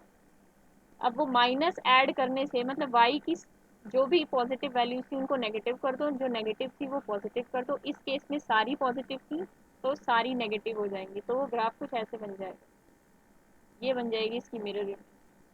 तो माइनस एफ एक्स निकालना कितना ईजी हो गया ग्राफिकली। ठीक है,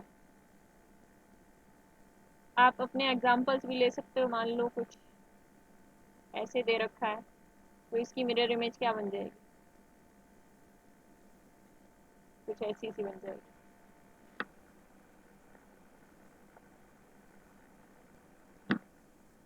ठीक है,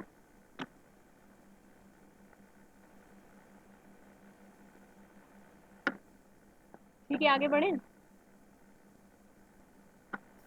यस मैम। सारे फंक्शंस भी देखते हैं, और उससे पहले मेन बात आती है 1 1 और 2 फंक्शन।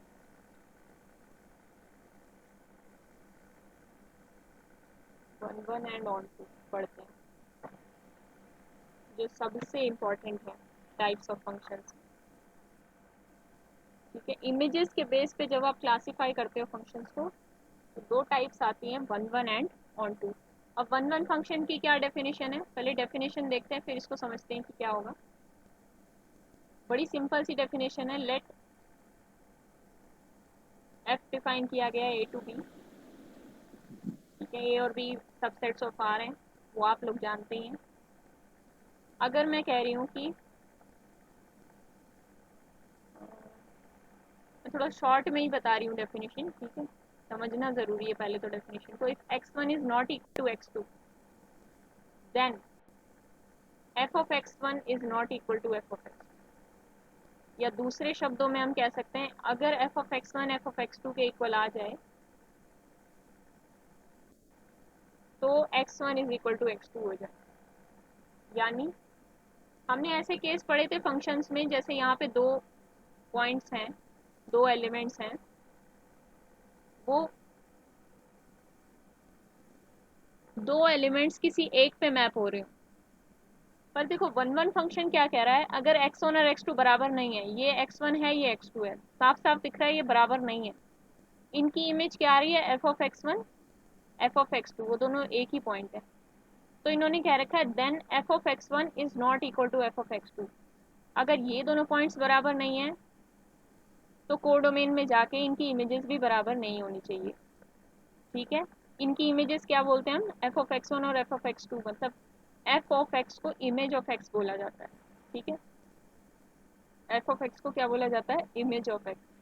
तो x1 और x2 बराबर नहीं थे पर इनकी इमेजेस बराबर आ गई, तो इसका मतलब this is a case of not 1 1। तो अब आपको समझ में आ गया होगा कि 1 1 फंक्शन की डेफिनेशन क्या है। दूसरे नज़रिए से देखें कि इन्होंने क्या रखा है, अगर एफ ऑफ एक्स वन और एफ ऑफ एक्स टू बराबर हैं तो एक्स वन एक्स टू बराबर होने चाहिए। यहाँ पे एफ ऑफ एक्स वन और एफ ऑफ एक्स टू बराबर थे, तो ये जिनसे आ रहे थे x1 और x2 पॉइंट से वो दोनों भी बराबर होने चाहिए थे, पर इस केस में वो बराबर नहीं है, तो ये नॉट अ 1 1 फंक्शन। यानी इन जनरल 1 1 फंक्शन को हम कैसे डिनोट कर सकते हैं, एक साइड ये है एक साइड ये है, तो एक पॉइंट मतलब एक इधर का पॉइंट इधर के एक ही पॉइंट पे मैप होगा, ठीक है। एक ये ऐसे नहीं जा सकता, ये गलत है, ये ऐसे जा सकता है, ये ऐसे जा सकता है, तो इस तरीके के फंक्शन क्या हो जाएंगे, 1 1 हो जाएंगे, ठीक है। कोई एग्जांपल 1 1 फंक्शन का?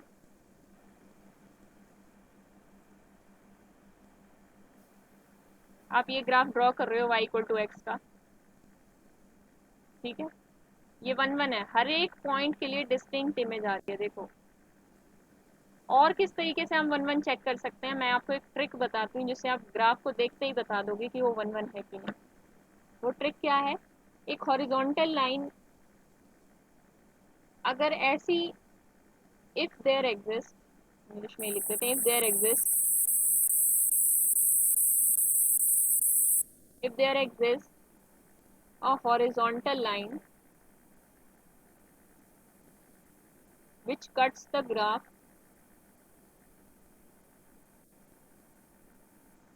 at more than one point, more than one point.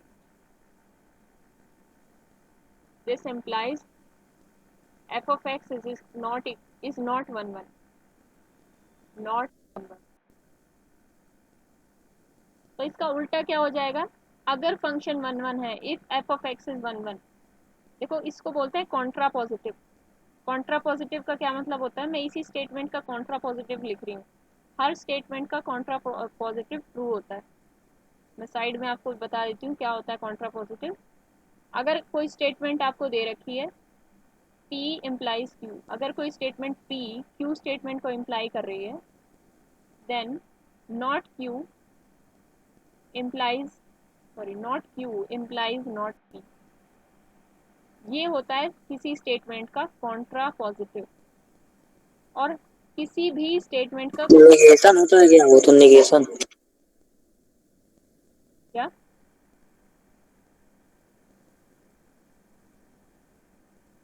Negation अलग होता है, नेगेशन भी आपको बताऊंगी, नेगेशन से आप कंफ्यूज मत हो, नेगेशन नहीं होता ये, ठीक है। ये होता है कॉन्ट्रा पॉजिटिव, हर स्टेटमेंट का कॉन्ट्रा पॉजिटिव ट्रू होता है। तो बीच में आ गया है तो मैंने आपको बता दिया, नेगेशन भी अभी आगे मैं बताऊंगी, बीच में कहीं आएगा तो देखो यहाँ पे क्या था, P स्टेटमेंट क्या थी, if there exist horizontal line which cuts the graph at more than one point. Q क्या थी, F इज नॉट 1 1। अब कॉन्ट्रा पॉजिटिव क्या बनेगा, इम्प्लाइज नॉट P। इस टाइम कौन आ रहा है, नॉट Q इम्प्लाइज नॉट। अब ये बोल रहे हो आप Q स्टेटमेंट, इसको क्या बोल रहे हो, Q स्टेटमेंट, इसका नॉट क्या बनेगा, ये बनेगा if f of x is 1 1, ठीक है। देन का मतलब इम्प्लाइज ही हो गया, देन ये वाली स्टेटमेंट नॉट में करके लिखो। मतलब कह रहे थे कि एटलीस्ट एक हॉरिजॉन्टल लाइन एग्जिस्ट कर जाए, हाँ, मोर देन वन पॉइंट पे कट कर जाए, तो इसका उल्टा क्या बनेगा, नॉट पी क्या बनेगा, देन द हॉरिजॉन्टल लाइन जो भी आप ले रहे हो, हॉरिजॉन्टल लाइन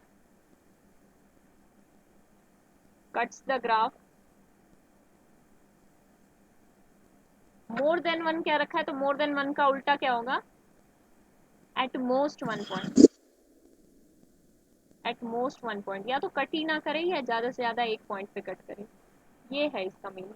अब इसको ग्राफिकली देखते हैं इसका मीनिंग क्या है, ठीक है। लिख लिया हाँ सबने, तो आगे बढ़ते हैं।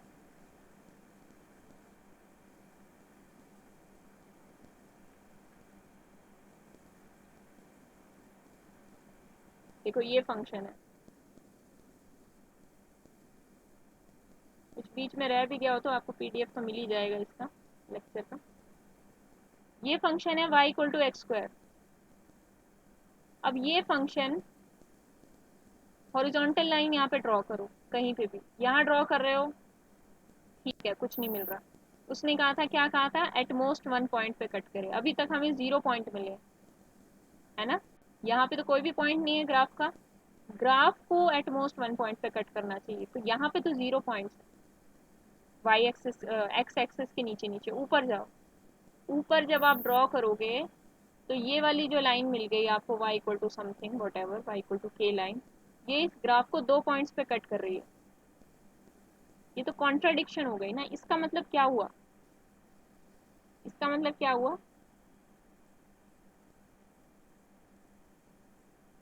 नॉट 1 1। ठीक है। तो कोई भी हॉरिजॉन्टल, अब हॉरिजॉन्टल लाइन किस तरीके से लेनी है, इसकी पूरी डोमेन जो भी, मतलब वाई एक्सिस के अकॉर्डिंग, वाई एक्सिस ये है, इसके अकॉर्डिंग हर एक पॉइंट पे हॉरिजॉन्टल लाइन ले लो। मतलब एक्स एक्सिस के पैरेलल हर एक लाइन ले लो और उस लाइन को देख लो, वो हर एक लाइन ज़्यादा से ज़्यादा उस ग्राफ को एक पॉइंट पे कट करे। एक से ज़्यादा जहाँ भी हो गया, एक भी पॉइंट मिल गया ना एक से ज़्यादा कट करने वाला, वो ग्राफ नॉट 1 1 हो जाएगा। ठीक है। अब y equal to x square क्या 1 1 हो सकता है कभी? डोमेन छोटी कर दूं, रेंज छोटी कर दूं, कुछ ऐसा कर दूं जो इससे 1 1 हो जाएगी। तो यहाँ पे कंसेप्ट आता है रिस्ट्रिक्शन ऑफ फंक्शन का। बच्चे अक्सर इसमें कंफ्यूज होते हैं। अब आप इसको एप्लीकेशन के थ्रू देख रहे हो, इस मैं आपको जो बता रही हूँ, आपको पता चलेगा कि इसकी एप्लीकेशन क्या है, क्यों पढ़ रहे हैं हम रिस्ट्रिक्शन ऑफ फंक्शन को। रिस्ट्रिक्शन ऑफ फंक्शन, देखो, किसी फंक्शन f को, f is called restriction of, यहाँ से शुरू करती हूँ, f इज कॉल्ड, बड़ी लेट लेट आ रहे हैं बच्चे, क्या बात है, f इज कॉल्ड एक्सटेंशन। अभी एक्सटेंशन वर्ड यूज कर रही हूँ, बताती हूँ क्या मतलब है, extension of g, and g is called restriction of f if domain of f contains the domain of g। domain of f, साथ साथ नोट कर लो, फिर मैं इसको एक्सप्लेन करूंगी। domain of f contains domain of g। ठीक है। छोटे शब्दों में मैं इसको ऊपर यहाँ पे लिख देती हूँ। छोटे शब्दों में अगर मैं लिखना चाहूँ तो क्या लिखूंगी, f of x is equals to g of x for all x belongs to domain of g। domain of g की डोमेन क्या है, मैंने अभी कहा f फंक्शन g की एक्सटेंशन है। एक्सटेंशन का मतलब f बड़ा है, g रिस्ट्रिक्शन है f की, मतलब g छोटा है, f बड़ा है g छोटा है। किस रिस्पेक्ट में छोटा है, मतलब f की डोमेन बड़ी है इसलिए f को एक्सटेंशन बोल रहे हैं, g की डोमेन छोटी है इसलिए g को रिस्ट्रिक्शन बोल रहे हैं। ठीक है। तो g की डोमेन छोटी है तो छोटी वाली डोमेन पे दोनों फंक्शन सेम वैल्यू लें अगर, तो वो फंक्शन कहलाते हैं, एक एक्सटेंशन कहलाता है, एक दूसरे की रिस्ट्रिक्शन कहलाता है। रिस्ट्रिक्शन मतलब डोमेन छोटी कर देना, एक्सटेंशन मतलब डोमेन को बढ़ा देना।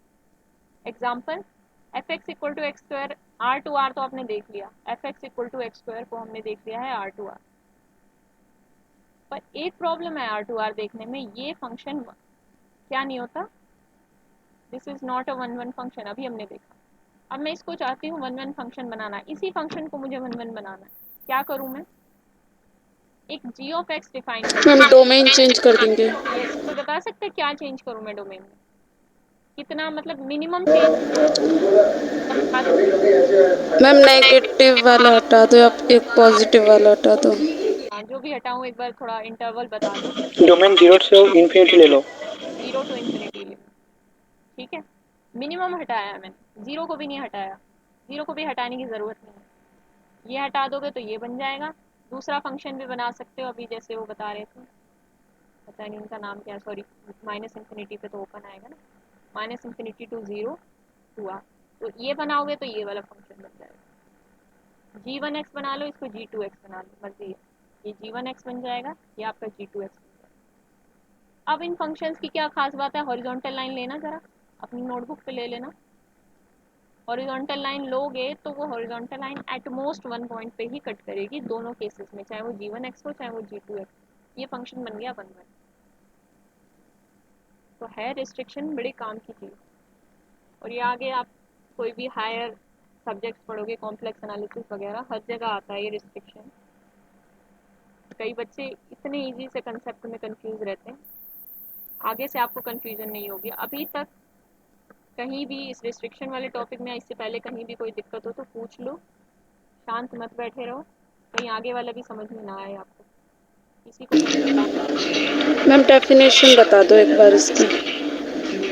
इससे पिछले जो रिस्ट्रिक्शन वाली थी, यही, yes ma'am.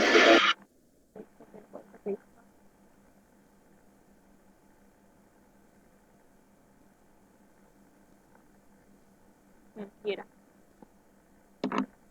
Restriction of function.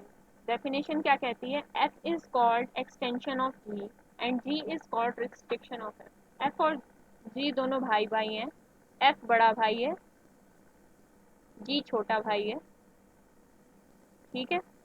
बड़ा भाई कहलाएगा एक्सटेंशन, छोटा भाई कहलाएगा रिस्ट्रिक्शन।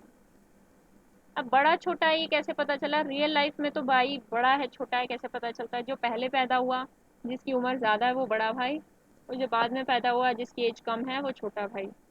यहाँ पे बड़ा भाई क्या है, बड़े भाई की डोमेन बड़ी है, मतलब एक्सटेंशन वाले फंक्शन यानी f की डोमेन बड़ी है, g की डोमेन छोटी है, तो g रिस्ट्रिक्शन कहलाएगा, f एक्सटेंशन कहलाएगा, ठीक है। बिल्कुल बेसिक इंग्लिश के जो वर्ड्स होते हैं ना उनको ही यूज़ किया जाता है। मैथ्स में कुछ ऐसा नहीं कि कुछ अलग टर्मिनोलॉजी है, थोड़ी बहुत इंग्लिश आपको आती है तो आपको रटने की ज़रूरत नहीं है कि एक्सटेंशन क्या है। एक्सटेंशन मतलब आपको भी पता है फैलाना, रिस्ट्रिक्शन मतलब रिस्ट्रिक्ट करना, उसको कम जगह में करना, ठीक है। तो f को कहेंगे एक्सटेंशन क्योंकि उसकी डोमेन बड़ी है, यानी f x equal to x square के केस में, मैं उस पेज पे वापस जाती हूँ एक बार। इस केस में एक्सटेंशन फंक्शन था f f x equal to x square, जिसकी domain r to r defined थी, मतलब डोमेन r थी। इस डोमेन को हमने छोटा किया, कितना किया, 0 टू इन्फिनिटी, या ये वाली डोमेन की। ये जो दो फंक्शन हमने बनाए g1x और g2x, ये दोनों ही फंक्शन रिस्ट्रिक्शन कहलाएंगे किसकी, एफ ऑफ एक्स की, यानी ये है एक्सटेंशन भैया और ये है रिस्ट्रिक्शन भैया, ठीक है। और इनके बीच में रिलेशन कैसे होल्ड होगा, जैसे दो, एक बड़ा भाई है एक छोटा भाई है, तो उनके बीच क्या रिलेशन है कि वो भाई हैं, दे आर ब्रदर्स। तो इनके बीच में रिलेशन कैसे शो होगा, f x equal to g x for all x belongs to domain, छोटी वाली डोमेन यानी domain of g, domain of g of x, छोटी वाली जो भी डोमेन होगी, क्योंकि ये रिस्ट्रिक्शन वाला फंक्शन था, ये एक्सटेंशन वाला फंक्शन था, ठीक है। अभी हम रिस्ट्रिक्शन एक्सटेंशन को और भी मैम करेंगे 1 1 और 2 बनाने के लिए। हाँ बोलो।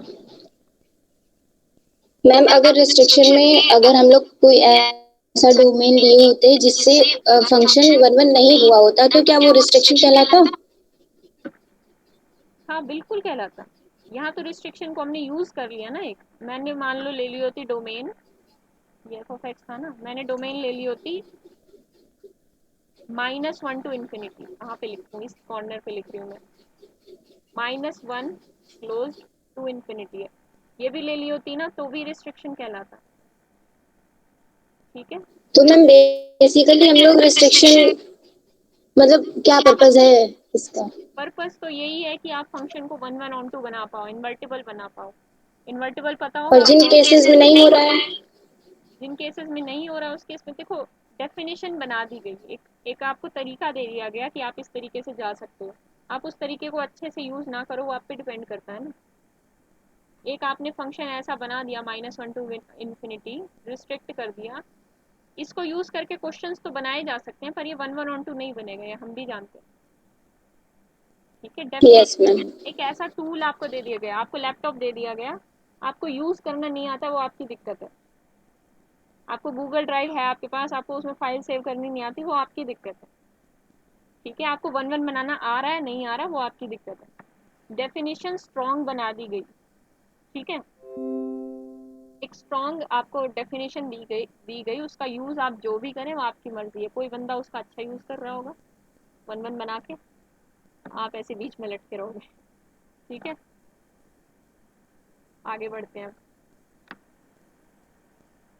अब एक बात है, हाँ ऑन टू भी तो देखना था हमें। ऑन टू फंक्शन क्या होता है? किसी को कोई मुझे आइडिया दे दे यहाँ से, किसी को ऑन टू ऑलरेडी पता मैम है? For every y belong to codomain there exists x belong to domain for such that f of x equal to y.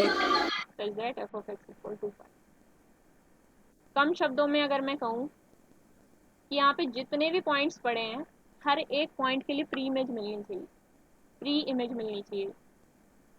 यहाँ से यहाँ तक अगर हम बात करें, मतलब ये पॉइंट होता है इमेज, इस सेट के पॉइंट्स जो कहलाते हैं वो इमेज कहलाते हैं, इस सेट के पॉइंट्स क्या कहलाते हैं? प्री इमेज कहलाते हैं। तो for every point in B, यहाँ पे कोई भी एलिमेंट लो इस सेट का, इस हर एक एलिमेंट के लिए आपको प्री मिलनी चाहिए। मतलब वो कहीं ना कहीं से मैप होके आ रहा होना चाहिए। ठीक है, ऐसा, और कुछ ऐसा भी हो सकता है। मतलब यहाँ पे जितने पॉइंट्स हैं वो सारे कवर हो जाएं, every point should be covered. एकदम नॉर्मल भाषा में, अपनी भाषा में कहें कि बी के जितने भी पॉइंट्स हैं सारे कवर हो जाए। अब मैंने आपको बताया था एक होती है रेंज ऑफ फंक्शन, एक होती है codomain of function. Range is equal to codomain अगर हो जाए तो फंक्शन क्या हो जाता है? ऑन टू हो जाता है। ठीक है, डेफिनेशन ये हो गई, और एक ये बात हो गई। या इस वाली बात में क्या किसी ने लॉजिक लगा पाया, ऐसा क्यों है? या किसी को डाउट लग रहा है रेंज और कोडोमेन वाली बात जो मैंने बोली उसमें? यस मैम पता है। किसी को डाउट हो तो बीच में बता देना। मान के चल रही हूँ आपको बेसिक तो पता ही होगा, फिर भी आपको डाउट है तो यहाँ आप अपने डाउट क्लियर करने आते हो, शर्माने की ज़रूरत नहीं, पूछ लिया करो। अच्छा, तो ये हो गया हमारा ऑन टू फंक्शन। मतलब पूरी कोड डोमेन में जितने पॉइंट्स पड़े हैं बी में, बी सेट में, उन सबको कवर कर लिया जाए तो वो फंक्शन हो जाएगा ऑन टू फंक्शन। अब ऑन टू को चेक करने के लिए भी एक ट्रिक है। वो ट्रिक क्या है? Trick to check onto function.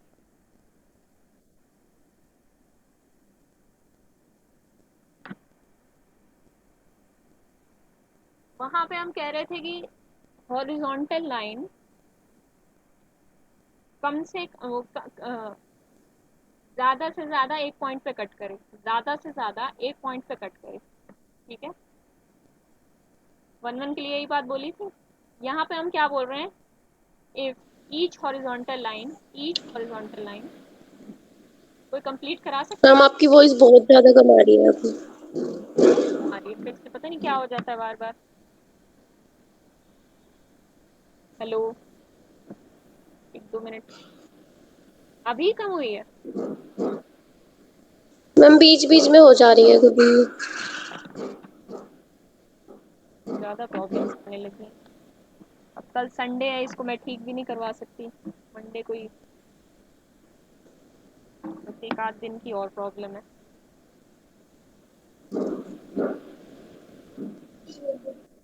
अभी कुछ बेटर है? यस मैम, फिलहाल तो सही है। चलो, कम हो जाया करे तो बता देना, फिर हम बीच में एक दो मिनट का ब्रेक ले लिया करें। इफ ईच हॉरिजॉन्टल लाइन, कोई, मैं कह रही थी कोई कंप्लीट करा दे इस सेंटेंस को, अगर किसी को पहले से पता हो टू चेक करने की ट्रिक। यहाँ पे भी हॉरिजॉन्टल लाइन ही लेनी है।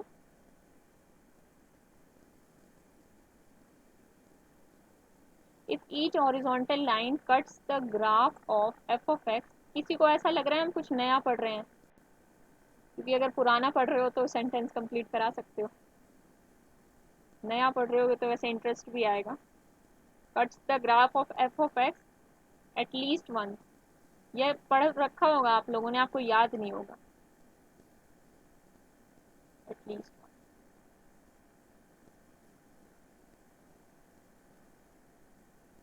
अब एक ग्राफ बनाती हूँ मैं, ठीक है।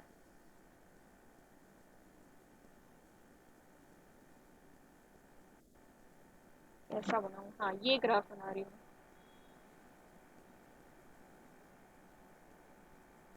अब हॉरिजॉन्टल लाइन ले रहे हैं हम,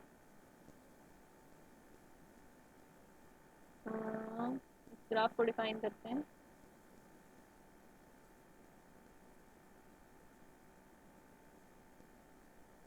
आर पॉजिटिव का मतलब समझते हो, पॉजिटिव रियल नंबर।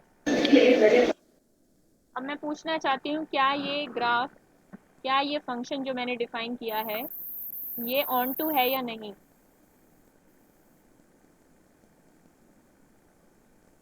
कोई बताना चाहे, गलत सही कुछ भी बताओ।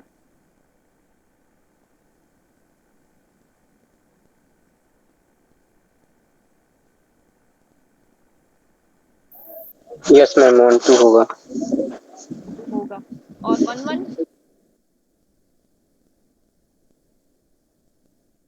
वन वन नहीं। 1 1 नहीं। 1 1 1 1 नहीं होगा। 1 1 के लिए सबसे पहले कहाँ जाना है, डोमेन के पास। अब डोमेन में माइनस नंबर्स भी हैं, पॉजिटिव नंबर्स भी हैं। तो अब हम अच्छा मैं कुछ गलत ही बताने लगी, इवन ऑड में चली गई थी, सॉरी। इसके लिए 1 1 के लिए हमें क्या चेक करना है, हॉरिजॉन्टल लाइन कितने पॉइंट्स पे कट कर रही है देखना है ना, हर एक हॉरिजॉन्टल लाइन लगा के। नीचे तो नहीं है कोई दिक्कत, ऊपर 2 पॉइंट्स पे कट कर रही है, चाहे जितनी हॉरिजॉन्टल लाइंस ले लो, एक भी एग्जिस्ट कर जाए जो 2 पॉइंट्स पे कट कर रही है तो फंक्शन 1 1 नहीं होगा। तो ईच हॉरिजॉन्टल लाइन, अब बच्चों ने कहा कि ये ऑन टू है, पर ये दिखने में ऑन टू जैसा नहीं लग रहा क्योंकि ये पूरे वाई एक्सिस को कवर नहीं कर रहा, पर फिर भी कुछ बच्चों ने कहा कि ऑन टू है। क्यों? देखो कवर उसको किसको करना है, ऑन टू के लिए उसको अपनी पूरी कोर डोमेन को कवर करना है, और कोर डोमेन मैंने क्या डिफाइन की है, पॉजिटिव रियल नंबर।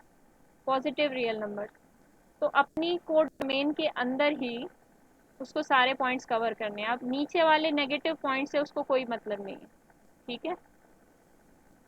तो हॉरिजॉन्टल लाइन हमें कहाँ लेनी है, कोर डोमेन के एरिया में। कोर डोमेन का एरिया क्या है, 0 to infinity. Positive real numbers को 0 टू इन्फिनिटी इंटरवल से भी डिनोट कर सकते हैं ना।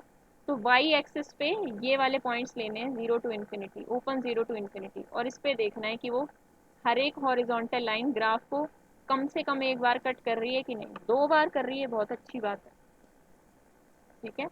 यहाँ तो 2 बार कर रही है, इसका मतलब फंक्शन ऑन टू हो गया। तो हमें चेक कहाँ पे करना है, हॉरिजॉन्टल लाइंस कहाँ पे चेक करनी है, horizontal line in codomain, Y axis के उस पोर्शन पे जो कोर डोमेन का पार्ट है, वाई एक्सिस के फालतू के पोर्शन पे नहीं। यहाँ पे ये negative X axis, negative Y axis पे ही चेक करना था क्योंकि हमारी कोर डोमेन का पार्ट नहीं है।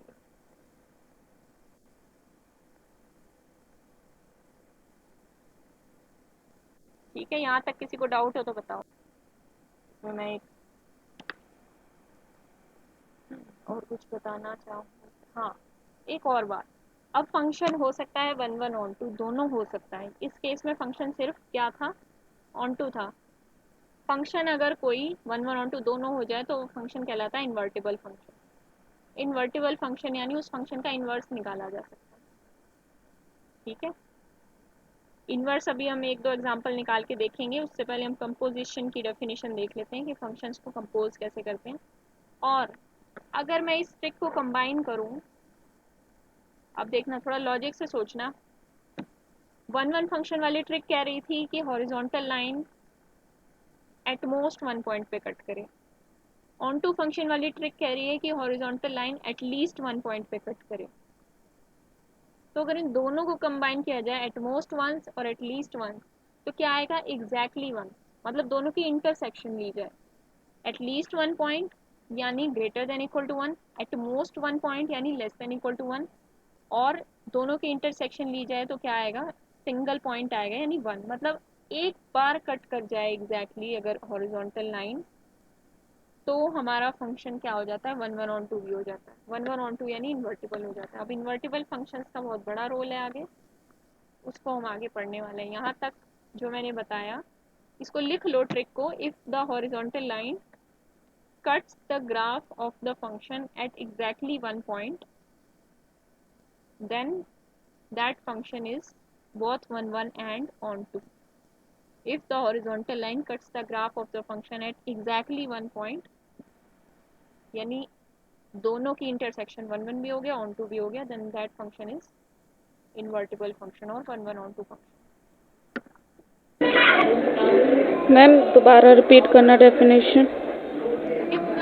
if horizontal line, एक सेकेंड, यहाँ पे कुछ और ऐड करना है कि नहीं, एक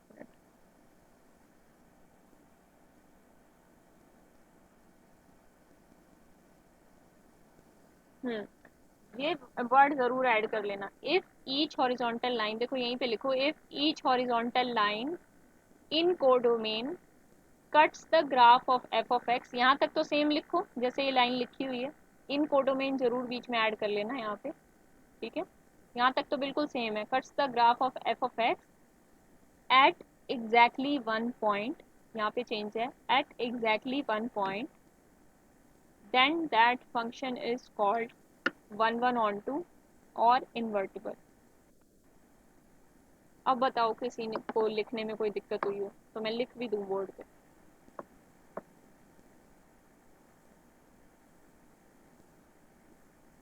ma'am that function is, last में क्या बोला? 1 1 on 2 और इन्वर्टिबल फंक्शन। आप लोग क्लास में नहीं आते हो, क्या दिक्कत है? 10-12 लोग क्लास में आते हैं।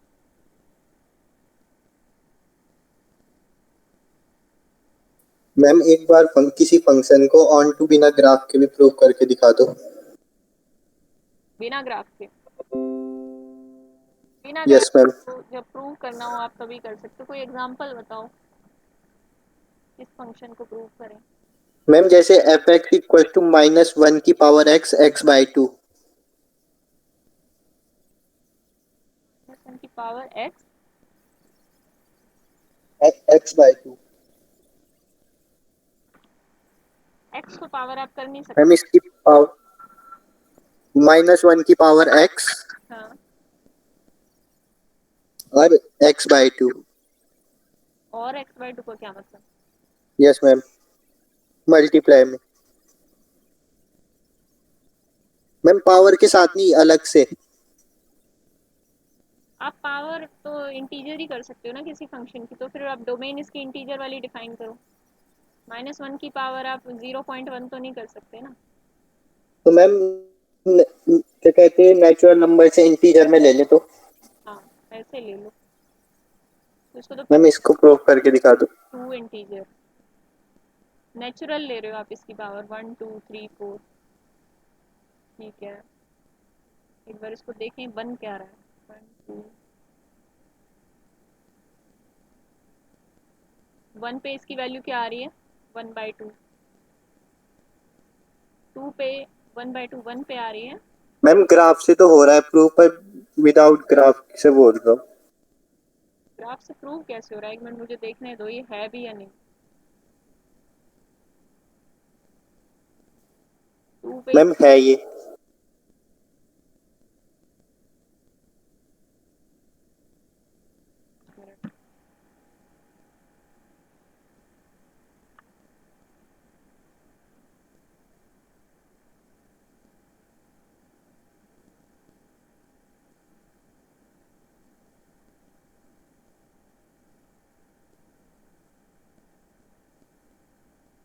इंटीजर्स पे तो नहीं, आपको रियल पे लेना पड़ेगा। इंटीजर्स वैल्यू थोड़ी कवर कर रहा है ये। अगर 1 पे इसकी वैल्यू देखो तो -1 इंटू 1/2। अगर इंटीजर्स लोगे तो ये तो इंटीजर्स से बिलोंग ही नहीं कर रहा, तो यहाँ पे रियल ले लो या तो, या क्या लोगे तब पता चलेगा ना। क्वेश्चन है कहाँ पे ये आपका?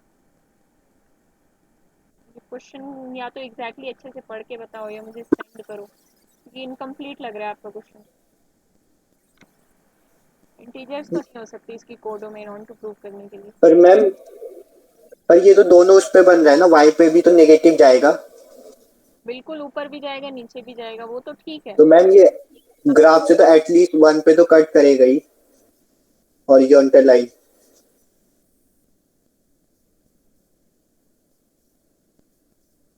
1 पे कट करेगा। हाँ देखो तो मैम ये ऑन टू तो हो गया ग्राफ से, इसका मतलब ऐसे पॉइंट्स आएंगे इसमें, एक नीचे ऊपर, फिर नीचे, फिर ऊपर, फिर नीचे, फिर ऊपर, ऐसे डिस्क्रीट टाइप के पॉइंट्स आएंगे इस ग्राफ में। पूरा आर नहीं कवर कर रहा है ये। z लोगे तो ये फंक्शन ही डिफाइंड नहीं है आपका, को डोमेन से बाहर ही निकल रहा है, क्योंकि f(1) आप पुट करके देखोगे, जब f(1) की वैल्यू आ रही है -1/2, तो -1/2 इज नॉट इंटीजर। तो पहली बात तो डोमेन आप इंटीजर नहीं ले सकते, या तो आर लो, या क्या किस तरीके से डिफाइन की गई है, मुझे क्वेश्चन बताओ पूरा अच्छे से, कहाँ से। मैम ये वैसे उसमें ये उसमें था कि इस फंक्शन को काउंटेबल प्रूव करना है, जेड को सिमिलर दिखाना है इनके। हाँ तो तब उसमें बताना था कि बाइजेक्शन प्रूव करो पहले इसका, तब ये सिमिलर हो जाएगा उसके। n to z।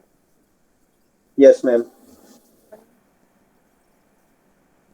z तो नहीं आएगा, कुछ ना कुछ और ही आएगा। इसको दो तरीके से पीस वाइज डिफाइन किया गया होगा, मुझे लगता है आप कहीं कुछ मिस कर रहे हो। या तो ये जो इतना डिफाइन किया गया होगा, ये इवन एक्स के लिए डिफाइन किया गया होगा, ऑड एक्स के लिए आपका कुछ एक्स या x+1 इस तरीके से डिफाइन किया गया होगा, जहाँ तक मुझे लग रहा है। मुझे एक बार भेजना कहाँ पे है, ये इनकम्प्लीट बता रहे हो आप।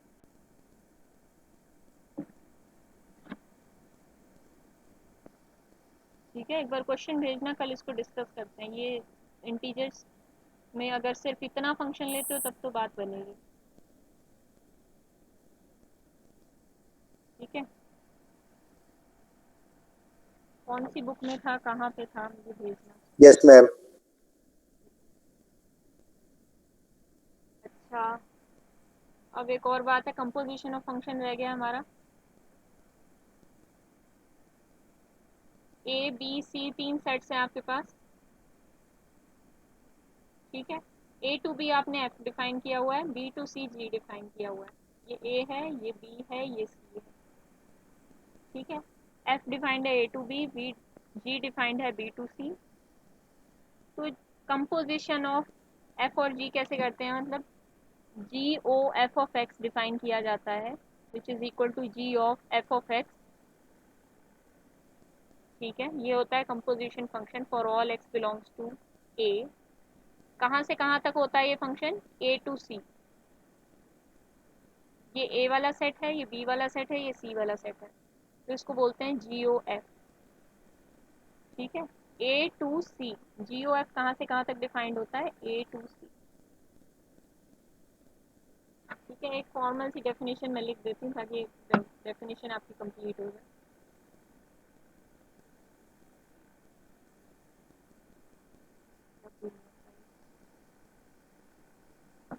इफ, फटाफट नोट करो, if F is from A to B and G is from B to C are two given functions. और अभी मैं ये भी बता देती हूँ जी और एफ ए टू सी ही क्यों डिफाइन हुआ, वो आपको अभी समझ में आ जाएगा। Are two given functions and we define, then we define, लिख लो, then we define composition of f and g, composition of f and g as g o f of x is equals to g of f of x। इसको इस तरीके से भी denote किया जा सकता है, for all x belongs to a। ठीक है, तो देखो g कहाँ से कहाँ तक है। g में आप पुट क्या कर रहे हो, सबसे पहले तो जी ओ एफ में क्या अंदर पुट कर रहे हो आप, g of F of x. X कहाँ से आ रहा था, एफ ऑफ एक्स के लिए एक्स कहाँ से आ रहा था, जल्दी बताओ। ए से। तो ये एक्स कहाँ से बिलोंग कर रहा है, ए से। तो मैं ऐसे भी लिख सकती हूँ, दोनों बातें सेम है, जी ओ एफ ऑफ एक्स। ठीक है, तो आप जो इसके अंदर पुट कर रहे हो जी ओ एफ के अंदर, वो पुट करने वाला एलिमेंट आ रहा है ए सेट से। ठीक है, अब जो इसका रिजल्ट आ रहा है वो हमें देखना है कहाँ पे आ रहा है। एफ ऑफ एक्स कहाँ से बिलोंग कर रहा था, कोई बताएगा। F of X belong, B से। बी से। ठीक है, और जी पे कोई बी का एलिमेंट हम जब ऑपरेट कर रहे थे, तो जी ऑफ समथिंग, मतलब जी के अंदर बी का एलिमेंट पुट करने पर वो कहाँ से आ रहा था, कहाँ जा रहा था, सी सेट में जा रहा था। सी। तो g of something belongs to सी। तो शुरुआत हमने की एक्स एलिमेंट से जो ए से बिलोंग कर रहा था, और अंत में जी ऑफ एफ ऑफ एक्स हमें सी से बिलोंग करता हुआ मिल गया। तो ये कंपोजिशन जी ओ एफ कहाँ से कहाँ तक है, ए से लेकर सी तक, फर्स्ट सेट से लेकर लास्ट सेट तक। ठीक है, एग्जाम्पल फटाफट देख लेते हैं इसका कंपोजिशन का।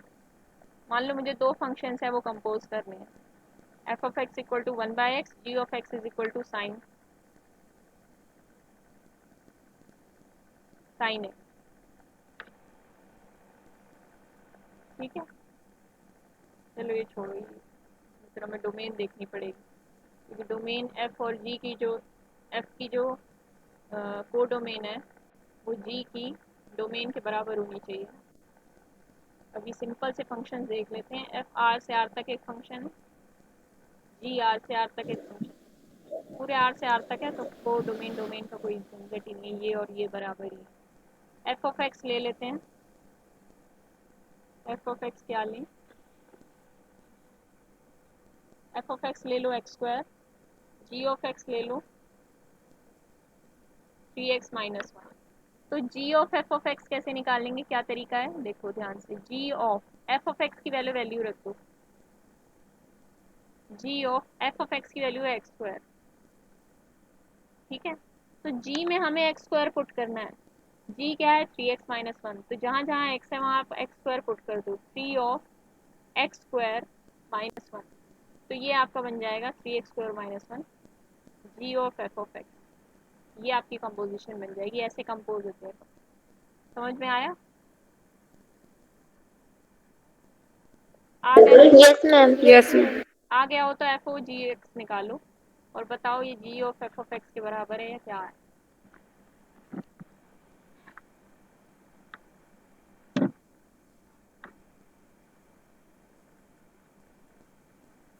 3x माइनस 1 का होल स्क्वायर। हाँ ठीक है, तो 3x स्क्वायर माइनस 1 और 3x माइनस 1 का होल स्क्वायर दोनों अलग अलग फंक्शन आ रहे हैं, तो इन जनरल हमें क्या पता चला, F O G of X G of F of X के इक्वल नहीं होता। आ गया ये, F O G X is not equal to G O F X in general. ठीक है, कंपोजिशन आगे पीछे नहीं की जा सकती इन जनरल। बाकी तो चलो 8 बज गए, फंक्शन कल का पूरा दिन ले जाएगा। कल ग्राफ्स वगैरह पे हम ज़्यादा फोकस करेंगे। ठीक है, आज के लिए काफ़ी है, और करना है। आधे बच्चे तो सुनते ही भाग गए। चलो ठीक है, कोई नया है स्टूडेंट, किसी को कोई कोर्स के रिगार्डिंग डाउट हो तो वो यहीं रहे, उससे पूछ ले, बाकी सब जा सकते हैं। हम कुछ मैम असाइनमेंट कब डिस्कस करेंगे, मंडे को? असाइनमेंट मंडे या ट्यूसडे, मंडे तक आप लोग कंप्लीट कर लो तो ट्यूसडे को डिस्कस हो जाएगा। Okay ma'am. कंप्लीट कर लो अपना, रोज 10-15 क्वेश्चन कर लिया करो। हम कुछ बाद में बात करते हैं, मेरे को पर्सनली बोलना, मैसेज करना। ओके। टाइमिंग का तो बहुत इशू है, थोड़ा बहुत तो सबको ही मैनेज करना पड़ेगा, मैं खुद मैनेज कर रही हूँ इस टाइम में। ओके। और कोई पूजा, कोमल, किसी को कोई डाउट हो? मुझे लगता है आप सब पुराने ही बच्चे बचे, नहीं तो भाग गए। चलो जो नहीं है डाउट तो लीव कर दो, अदरवाइज कुछ भी डाउट है, कैसा भी क्वेश्चन पूछना हो, कुछ भी हो तो पूछ लो।